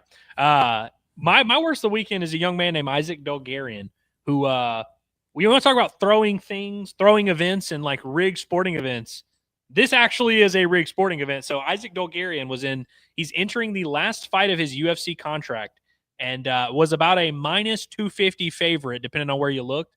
About an hour before the fight happens, his odds swing drastically towards his opponent. Heavy money starts coming in. Some books took it completely off of their site where they just stopped accepting bets on it because they realized something weird was going on. The FBI reached out to the UFC and was like, hey, just a heads up, this checks all of our boxes of like something fishy is going on. And the guy goes out there, tries to take a guy down, and then kind of turns around, ends up giving up his neck, gets rear naked choked about a minute into the fight. And he was, of course, released by the UFC this morning. And I just think that's crazy that, a real sporting event of that, not a huge magnitude fight or anything. It's a random UFC Apex event, but I'm just like, that's crazy. And I'm sure he got paid a ton of money, but I'm like, I hope you got paid a life-changing amount if you're going to throw a fight and lose your job over this. Kidding. Yeah, well, it's one of those things to where I don't know, as obviously the fights and everything, but then I just look at social media and then I just see people are mad or people are bringing things up and I'm like, oh yeah, something happened. It's that makes a little bit more sense. So, there you have it. There's our best and worst of the weekend, presented by Bet Saracen. And speaking of that, a few of the cool and interesting things to get into when it comes to Bet Saracen, of course, is some prop plays, and they have some tonight for Arkansas Razorback Basketball. Curtis, you're talking about Trevin Brazil. I thought the one I saw was for at least the greatest odds. Trevin Brazil over 12.5 points scored and over 6.5 rebounds plus 300. So if you're thinking big game from TB, dude, I love nearly every one of these that Trevin is on. I like that one a lot. Then I see the over 19.5 points rebounds combined at plus 150. TB's going to have a big game. I feel strongly about that. And the other one, people might look at it. Where did it go? Yeah, there it is. Over 2.5 blocks, which I think he could be good for, and over 10.5 field goals attempted. And so in both exhibition games, Darius Acuff and Malik Thomas took double-digit shots. The only other person on the roster to take double-digit shots in one of these games was Trevin. And he took 10 against Cincinnati. He took 9 against Memphis. So you look at that and you say, I don't know, is Trevin really going to take that many shots? Well, he might. He might. He's one of 3 guys who seems like they're capable of doing that. So, no, I think that's really interesting. I see those big odds on Nick Pringle down there. It's nailed it. As soon as I saw it, I put money on it, man.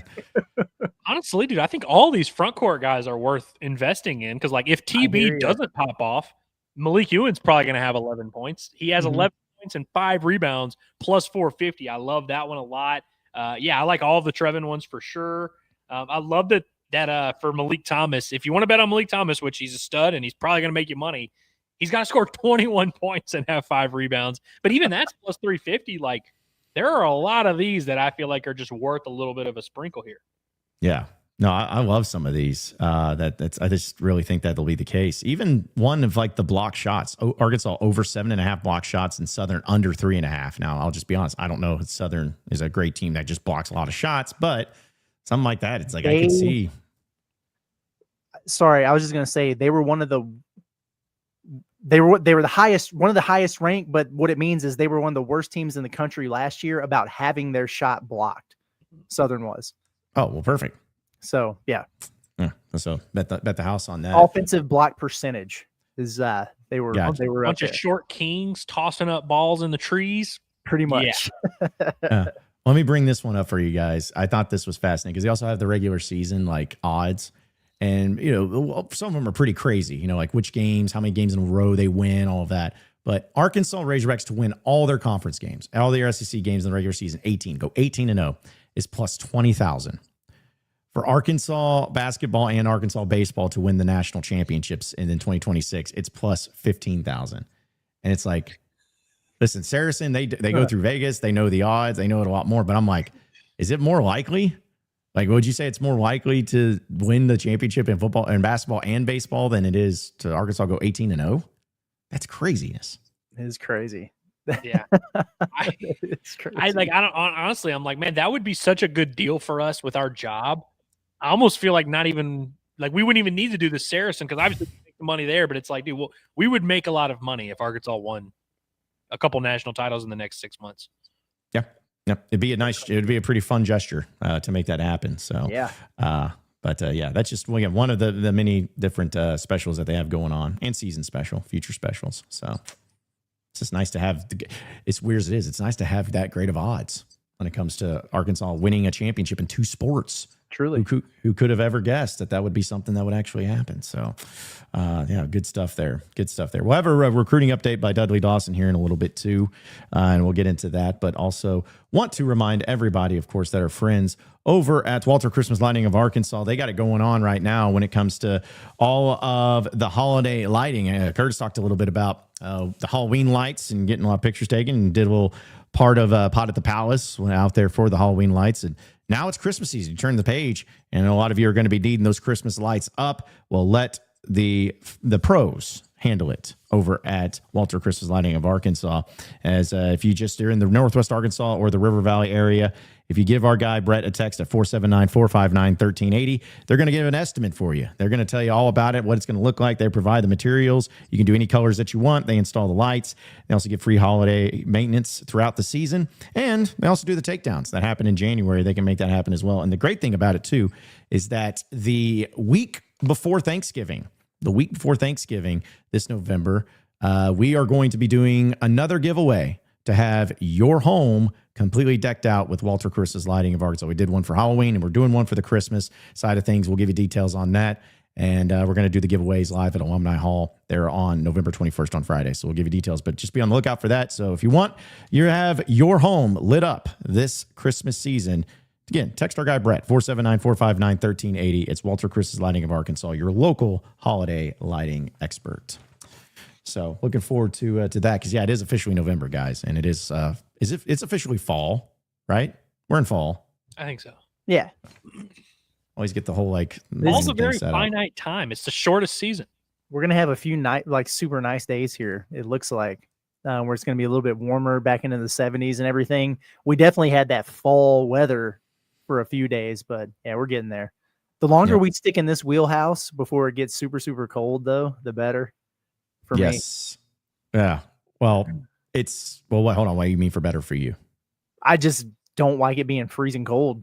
Oh, okay. I see what you're saying. Yeah. I thought you were saying like there was something going on at your home. I was like, what? Did something happen that I didn't realize? Okay. He doesn't want Jack Frost to even have a chance to survive. Yeah. Who does? Jack Frost sucks. Nip on somebody else's toes. Not Jack Frost. Jack Frost does suck. Frosty is who I was talking about. He wants Frosty to die. Yeah. Same difference, though. Same difference. All right, let's. We've got again a lot of your chats. We've had so much to talk about. It's funny we didn't even have a press conference, and yet I feel like we've got so many more things to talk about. Because one other thing I want to throw out real quick, shout out our guy Quinn. Hugh Freeze got officially fired, so good to see that finally come to an end. Yeah, I meant for that to be my best of the weekend. Actually, one of them. Really? I was going to shout out Quinn because I know he's happy. Oh, could you imagine having a coach get fired and you still lost to him? Who would have guessed that? I mean, it's tough. But Quinn's just like a bunch of Razorback fans were. He's like, hey, listen, I think DJ Durkin's really got a chance there. We'll see how these games go or whatever. I'm telling you, buddy, that's not what you want. I understand that defense has been awesome. I get it. That is not what you want over there. You need a changing of the guard. But, hey, go for it. Listen, DJ Durkin has done a tremendous job with that Auburn defense. I think the rest of the SEC collectively would be, like, celebrating tremendously. I mean, if Auburn's went ahead and hired DJ Durkin, then all of a sudden maybe LSU or Florida makes their hire, Arkansas would be kind of in a decent spot. You know what I mean? I'd be like, that would be a huge win. We'd much rather you do that than, like, make a run at James Franklin.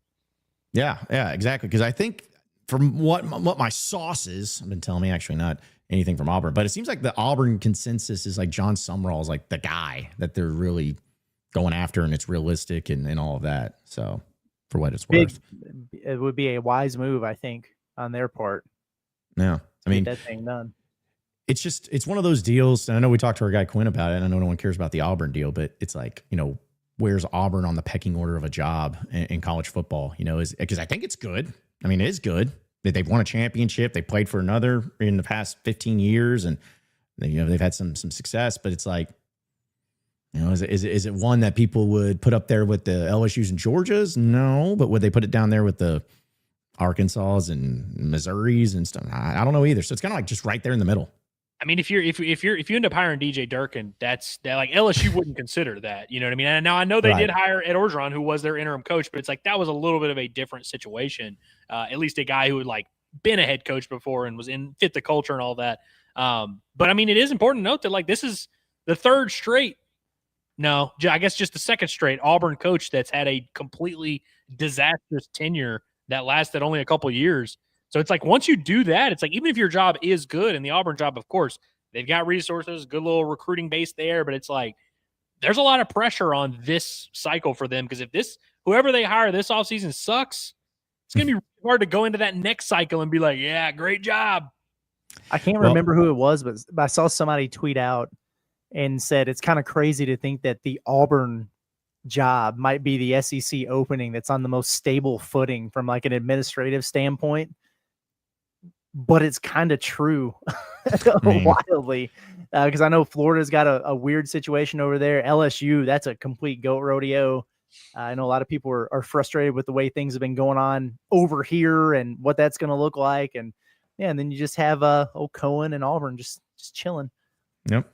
That is weird when you put it that way. And, you throw into the fact that they don't have Bruce Pearl their head coach anymore in basketball, which, it could end up being okay. Thing. That way they don't have another search going on. So, yeah. Yeah, it's wild. But I will say this, and I will fully admit, I felt like Hugh Freeze was actually going to do well at Auburn. I am pretty surprised how badly it went. And I'm not saying that Hugh Freeze just is an incredible coach. It's like, okay, he's successful at Ole Miss. He's at Auburn. He's got that chance. And I am shocked that it went as badly and as poorly as quickly as it did for him. It was crazy. Yeah. I certainly thought he was going to have success. It's the weirdest thing that what has failed him there is what kind of how he built his name, like just finding the right quarterback and getting the most out of him and figuring it out. Like none of that stuff he did at Auburn. And now here we are. So I don't know. Well, speaking of, just to bring it up, because I thought somebody chat and tweet. It's hard to keep up. I got so many screens going on, but either way, they were asking about just like the James Franklin thing with Arkansas and the connection. Cause we give shout out Trey Biddy, kind of put out a little bit of some stuff there too. And apparently like Mike Gundy wants the job. Barry Odom wants the job. Jeff Traylor wants the job, which I think is pretty obvious. Andrew wants the job. Trey from Harrison wants the job. I'd say shout out to my boy Casey Dick over at Fayetteville High School. I'm sure he wants a job too. So it's like it's just funny, but it seems like you guys follow it along, kind of like what we do in the Discord, but also in other places. It's like kind of like, all right, James Franklin's here. Everyone's talking about him, but then it's like, oh, he's getting talked to Virginia Tech. He must not want to be coming here anymore. And then so it's other names getting thrown around. It's like, okay, well, here's coming back up, and then it's just always it's a cycle, man. It's a cycle of who's interested, who wants it, and everything. But it's not going to end anytime soon. No, I know. There is this illusion that a Jimmy Sexton client is like going to make this decision very quickly, and he's not going to let this drag out as long as possible. And so there are a lot of people who are under the assumption that, like, in the next 24 hours, we're going to find out. And that's just definitely not a thing. No, it's that's what's tough. Again, goes back to our whole thing of like why it's tough for people to, in this unprecedented type of coaching search, to get a grasp on it, where you want something, you want info, but it's not just going to happen. Again, you still have 4 weeks left this regular season, technically 4. Arkansas still got to play Texas on the road. Like, still have to play LSU on the road. Like, they still have games. And I know no one cares about that, but you can't just, you're not just going to be like, give up on the season, mail it in. You're just not going to do it. So it's going to take time. They're going to be talking to people. I've tried to stay in my sauces, stay firm if they're interested in James Franklin. I mean, it hasn't changed. That's who they're wanting. And I'm sure there's other coaches they're going to talk to as well. But can I ask you guys this question? I don't want it to come across as mean-spirited to anybody, but of all the names, like, legitimately being interested, is there one coach that you hear their name and you're like, absolutely not, no way, shape, or form, like being connected? Because I have one. I was just going to be curious if you guys had one. As in, you just don't want anything to do with it? As in, like, when it gets brought up, I'm like, stop, no. Like, in a legitimate way, because people are like, Nick Saban. No, I'm talking about, like, the names have been thrown around legitimately. You could see it maybe happening, but, like, absolutely not. Well, you just said Mike Gundy, and we could start that conversation there for me, maybe.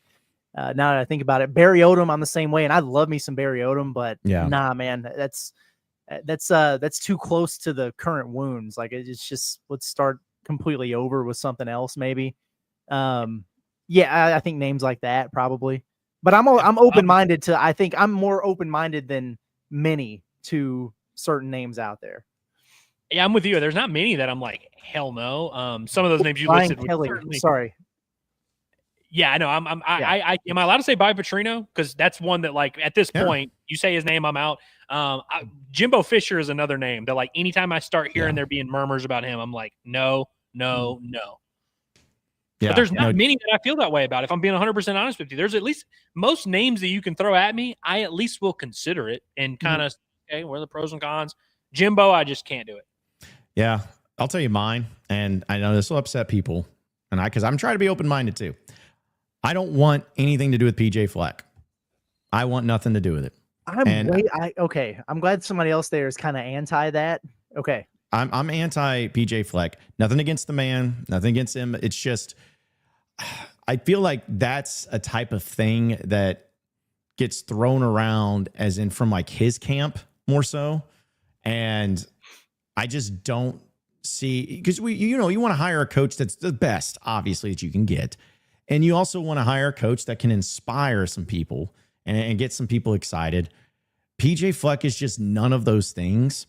And when I see some of the reasoning that people have brought up, not everybody, but some people have brought up of like, oh, well, he could bring the kid that was played at Fayetteville down here. And it's just like, I do not care about any of that. Like, it just does not interest me whatsoever. Now, if you get PJ Fleck, can I get talked into it? Sure. But as far as being like a legitimate candidate when you're in the early stages of guys you want to go after, I'm like, he should be not even top 10 on my list of guys you should talk to. Other people say no. A lot of people say no before you get to PJ Fleck. He is a good football coach. I will give him that. Like, he does a good job. I just think if people really watch those Minnesota games, and you go back to his Western Michigan, like, just watch those games. It's a like style of football, tough, disciplined, defensive minded, physical. It's like it's how they play. It has a very low ceiling. Like, it will beat you. Can beat a lot of bad teams playing football that way. And that's what PJ Fleck does. He does beat those bad teams, which, by the way, a lot of these candidates we're going to talk about beat bad teams regularly. Like, that's kind of end up how you maintain your job. That's how you get other jobs, get bigger jobs, by beating bad teams. I am very skeptical that the way Minnesota plays football, which is very limited offensively, and it's a tough, hard-nosed thing, I just don't know if that is something you can beat Georgia, beat Bama, beat Tennessee, beat LSU, beat Ole Miss. I don't think you're beating those really good teams playing that style of football, which is why he doesn't really beat many good teams. I know they beat Nebraska earlier this year, but Nebraska, that's kind of one of their limitations as well. They play a stupid brand of football that limits their skill set. And I think that's what would worry me about the PJ Fleck hire is you'd get some stability. You'd get a guy that can, bring some winning culture, but you would limit your ceiling of what you could do at your university. I don't think you can even dream of like beating really good teams with PJ Fleck. I think it would be fine. Yeah, he would go. You know he would make some bowl games at Arkansas. He would. Yeah. And again, he's also here's another thing I'll say about him. This might even be a mark against you as a football coach in today's game. Seems like he's a hell of a human being. You know, which is so, and that's cool. That's great. I think he might have to ditch the tie and stuff though for the sideline attire if he comes down here to Arkansas. But yeah, it doesn't excite me like some of these other names necessarily. I don't think it would be a bad hire. Yeah, like I wouldn't look at it and be like, oh God, what are we doing here? But is it one that gets me overly excited? Nah, it's really. You just have to understand, and that's the exact right thing. You have to understand what it is. You would be hiring the guy just to get the program on stable ground, which is really what the Pittman thing was supposed to be, and kind of was actually. And so it's like I just don't know how you can follow up the Pittman hire by being like, let's get another guy who's going to go 6-6 every year. Mm-hmm. So Scooby says Fleck is literally doing the unimaginable at Minnesota. What is that exactly?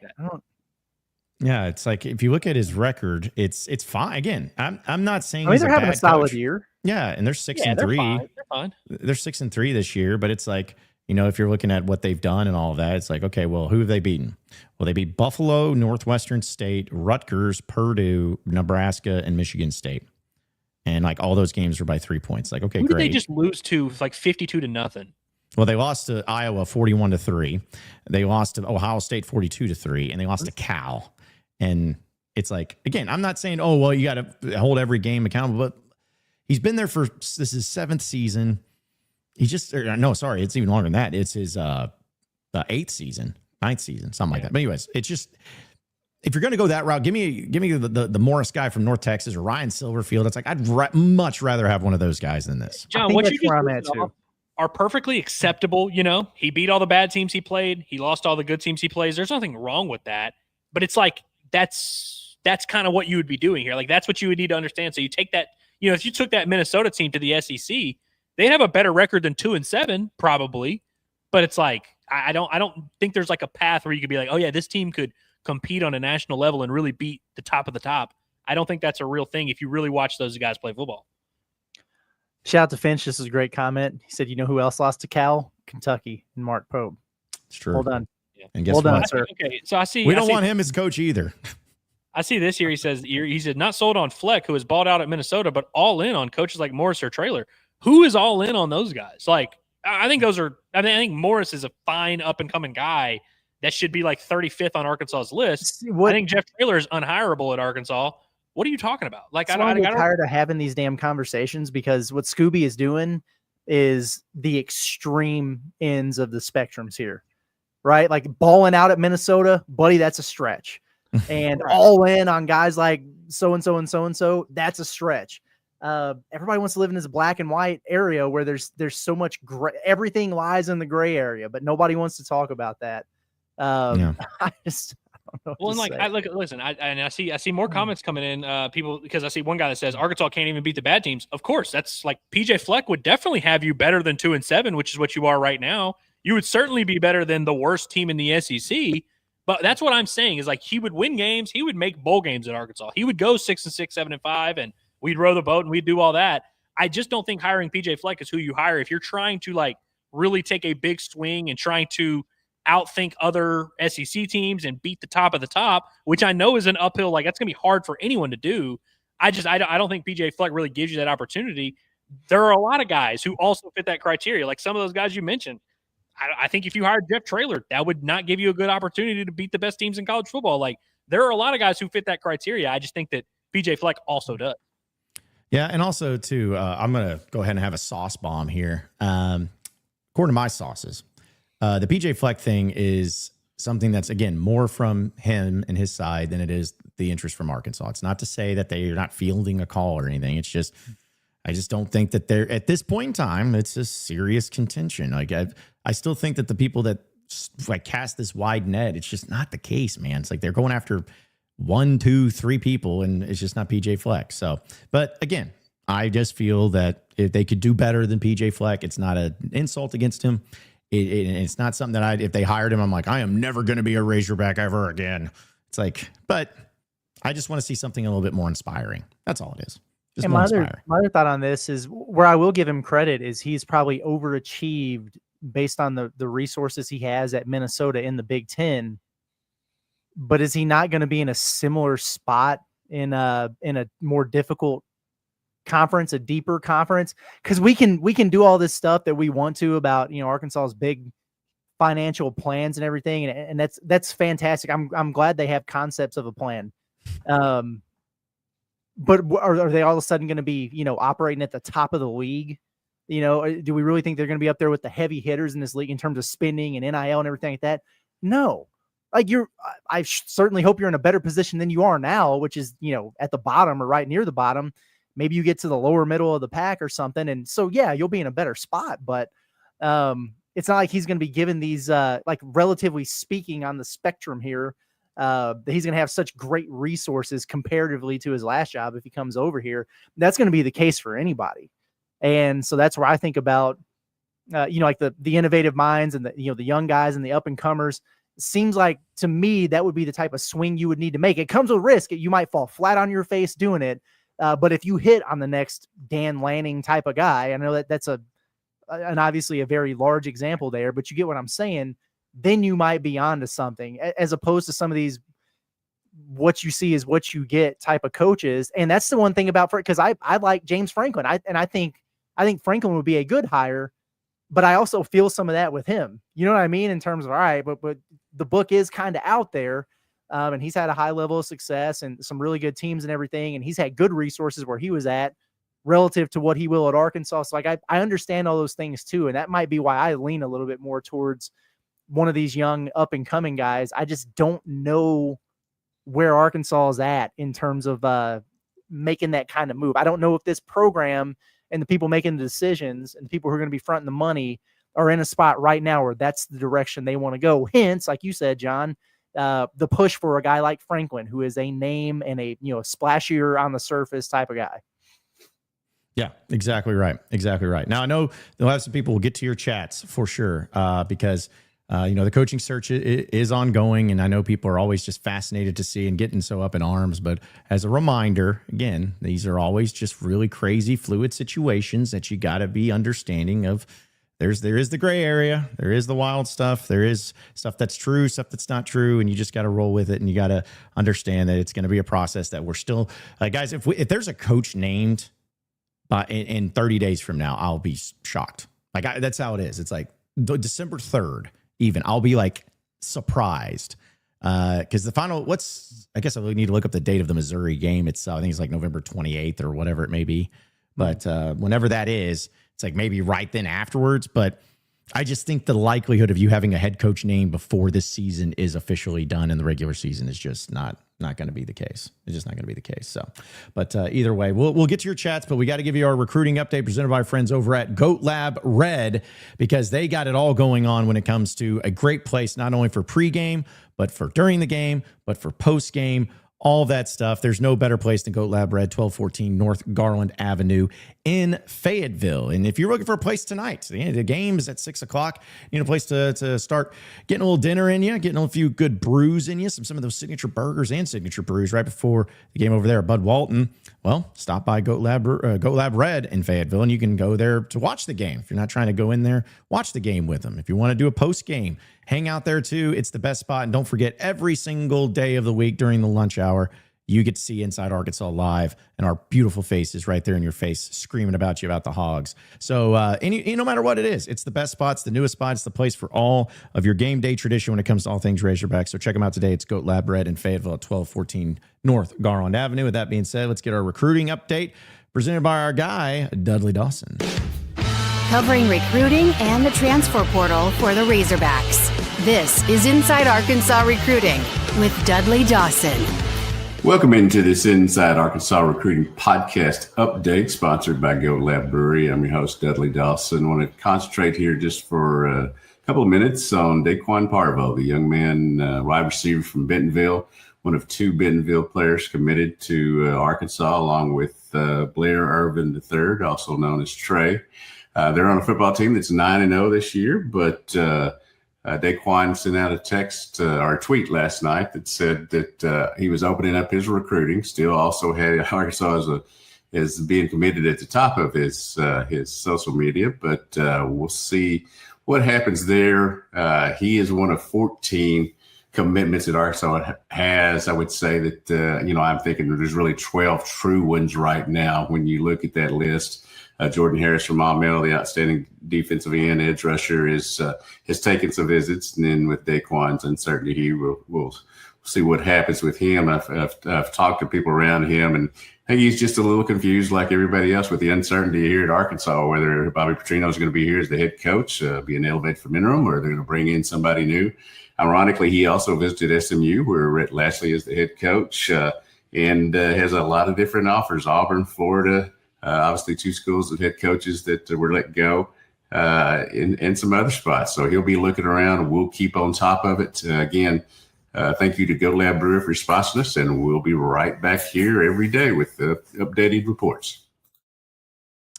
All right, that was Dudley Dawson with our Inside Arkansas recruiting update presented by Goat Lab Red and Goat Lab Brewery. Great podcast with Ari Slocum, by the way, this morning came out, the recommitment for the Razorback football team. As it was good to hear from him and his reasoning behind it. So if you haven't had a chance to check it out, be sure to do so. I know we've been going long today, but geez, it's just like I feel like there's so much to talk to. So we get to some final chats before we roll out here, folks, because especially the super chats, we appreciate you. Pickle Rick, once again, no Razorback retreads. And I had to read that 3 times to make sure you said retreads. I'm going to be honest. So, yes, no Razorback retreads. I think, can we all get on board with that, guys? No Razorback retreads, no Gus Malzahn's, no none of that. Okay. Good. Yeah, I think that it's like you should have that mentality, and then if there's a very rare exception, maybe you make an exception. But I don't think that should be. I think a lot of people have been doing it backwards, where they're like, I want a Razorback, and I'll settle if there's maybe one exception of a guy that isn't a former Razorback that I'd maybe make an exception for. I think it needs to be flipped. Yeah. Also, Heartbroken Hog says Fleck is a good coach. Minnesota's a bad program. You know what? You could say Pittman's a great coach. Arkansas's a bad program. Like, you could just say that. Doesn't mean it's true. It doesn't mean that Fleck's a bad coach. Just, again, shouldn't be your top on your list is all I'm saying. He would have to convince me that he's going to run a completely different style of football. It's going to be, they would have to start playing a completely now. And listen, maybe PJ Fleck, if he does a press conference and he says, you know what, guys, I'm going to change the way I do everything. I'm going to all of a sudden run a real offense that doesn't have 3 fullbacks in the backfield. I'm also going to start recruiting like actual football players that other people want. I'm going to get a bunch of NIL. Maybe you can make your case or whatever, but it's like currently constructed the way that he is running the Minnesota program and doing a good job, by the way. He's doing a good job at Minnesota, but what he's doing at Minnesota would not work in the SEC. Well, it's just a straight up, and like, maybe you can call me an asshole or a hater. It's like, watch Minnesota play football I don't even know who they play next. Watch Minnesota play football and tell me that they would beat like even Auburn. Well, hear me out, guys. PJ Fleck, Bobby Petrino, offensive coordinator, right? Huh? Yeah. Who says no to that? Everybody loves that. Yeah. I know it's going to happen. DJ Dirk is DC too. Does he have any has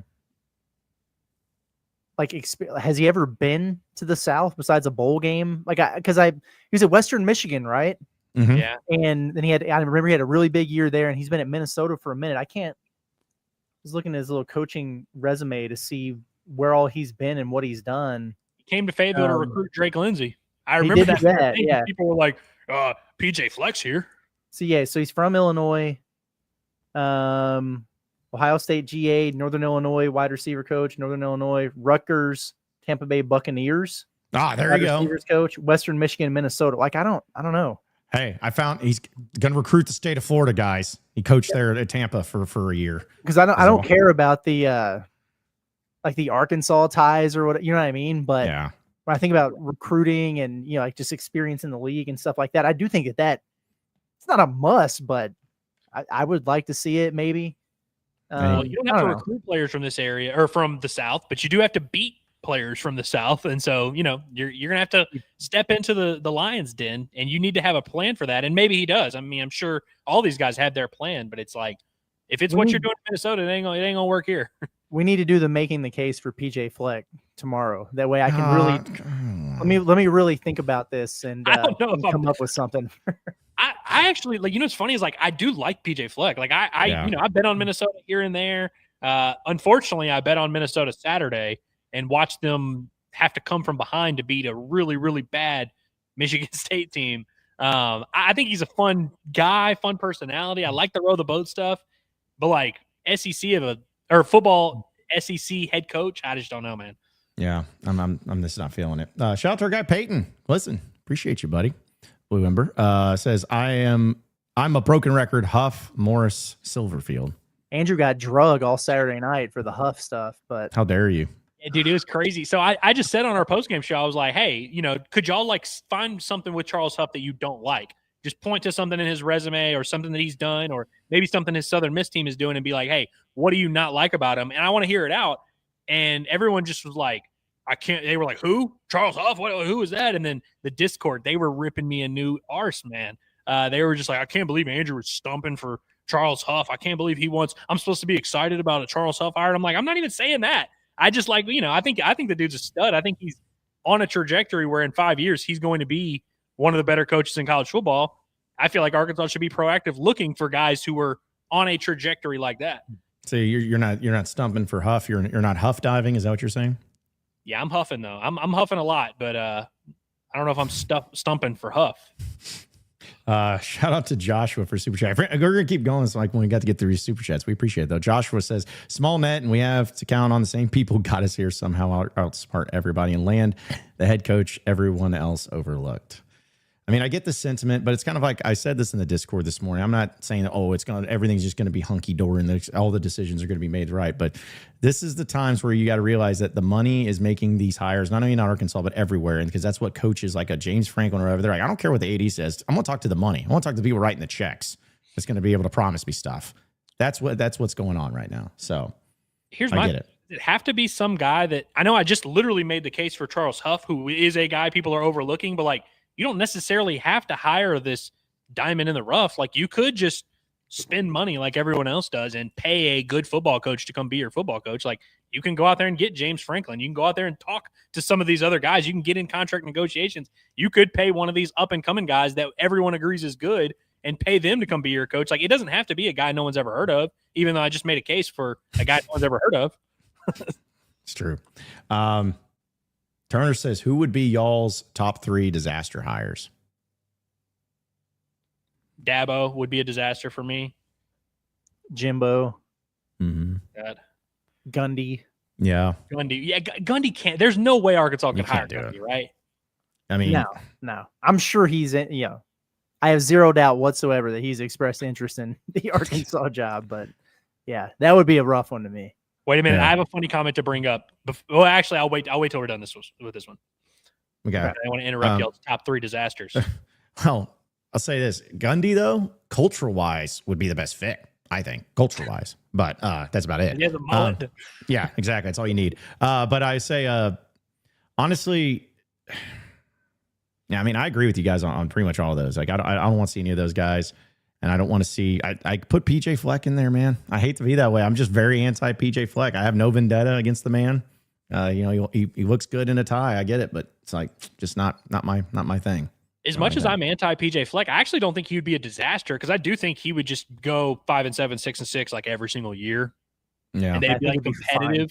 Yeah, like I think but I think like hiring someone like Jimbo could really have you bottom out and be a laughing stock again. But I just had to bring up this comment because Scooby, he's been big on the PJ Fleck thing. He says, well, you could say the same thing about Summerall, who wins every game in the AAC 21-16.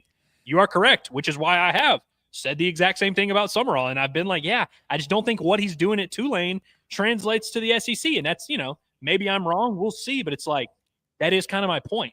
It's exactly my point. So I know that's like a diss of like, well, if you don't like PJ Fleck, you don't like Summerall. Correct. I don't like either of them. All right. And final one, Pickle Rick, we appreciate it. He just goes, if we're being silly, Orgeron head coach, Bobby Trino offense coordinator, Dabo defense coordinator. Okay. Let's do it. Sure. Let's do it. Get Jamar Chase in here. Yeah. I love how like he gives Orgeron the head coaching position over like 2 people, which I know Orgeron won a championship, but 2 coaches that probably have a much stronger, more successful overall resume than that's fine. But hey, I'm all for Pickle Rick. Oh, man, guys, we almost went 2 hours, and it was not the intention, but there's just so much to talk about. But any final thoughts for Rod? Any chats that I missed? Because, again, there was a lot of them, in case that was the case. No, I've exceeded my limit on talking about this football program and this coaching search. So no, I have nothing else to say. I'll see everybody tonight. I will see everybody tonight as well. And yeah, appreciate everybody for making this fun and being here with us. And seriously, we look forward to seeing you tonight. You don't even have to stay up till 11 p.m. tonight. Yeah. It's 6. So the post-game show will be starting no later than, I don't know, at 8:30. So it's going to be a lot of fun. Cannot wait to see this team begin the first chapter of their story. I'm excited. That's right. And if it is late, like if it does start at midnight or something, just remember, folks, it was probably meant because something disastrous happened. So did I miss something, Curtis? No. Okay. I was just Jesus my final thoughts was just going to be to my guy David here. He just says John got a haircut. I didn't. I haven't gotten a haircut in over 2 weeks, but thank you. Appreciate it. So anyways, that was my final thought, but appreciate each and every one of you listening in and watching in Inside Arkansas. Be sure to subscribe to us here at Inside Arkansas. Check out all of our audio podcasts wherever they're found, whether it's Inside Arkansas Live, Pod at the Palace, the Bombastic Podcast, the Inside Arkansas Recruiting Podcast. And don't forget, folks, Wednesday, we're going to be live from Blue Ember Smokehouse and Rogers off of Pleasant Grove from 12 to 2. So come out and see us and hang out with us and everything like that. It'll be great. That'll do it for us. For Andrew Ellis, Curtis Wilkerson, as well as intern Cameron, I'm John Neighbors. Same sports show, same sports channel tomorrow at noon. Have a great rest of your day, everybody. We'll see you tonight for Pod at the Palace post-game show following Arkansas basketball's game against Southern.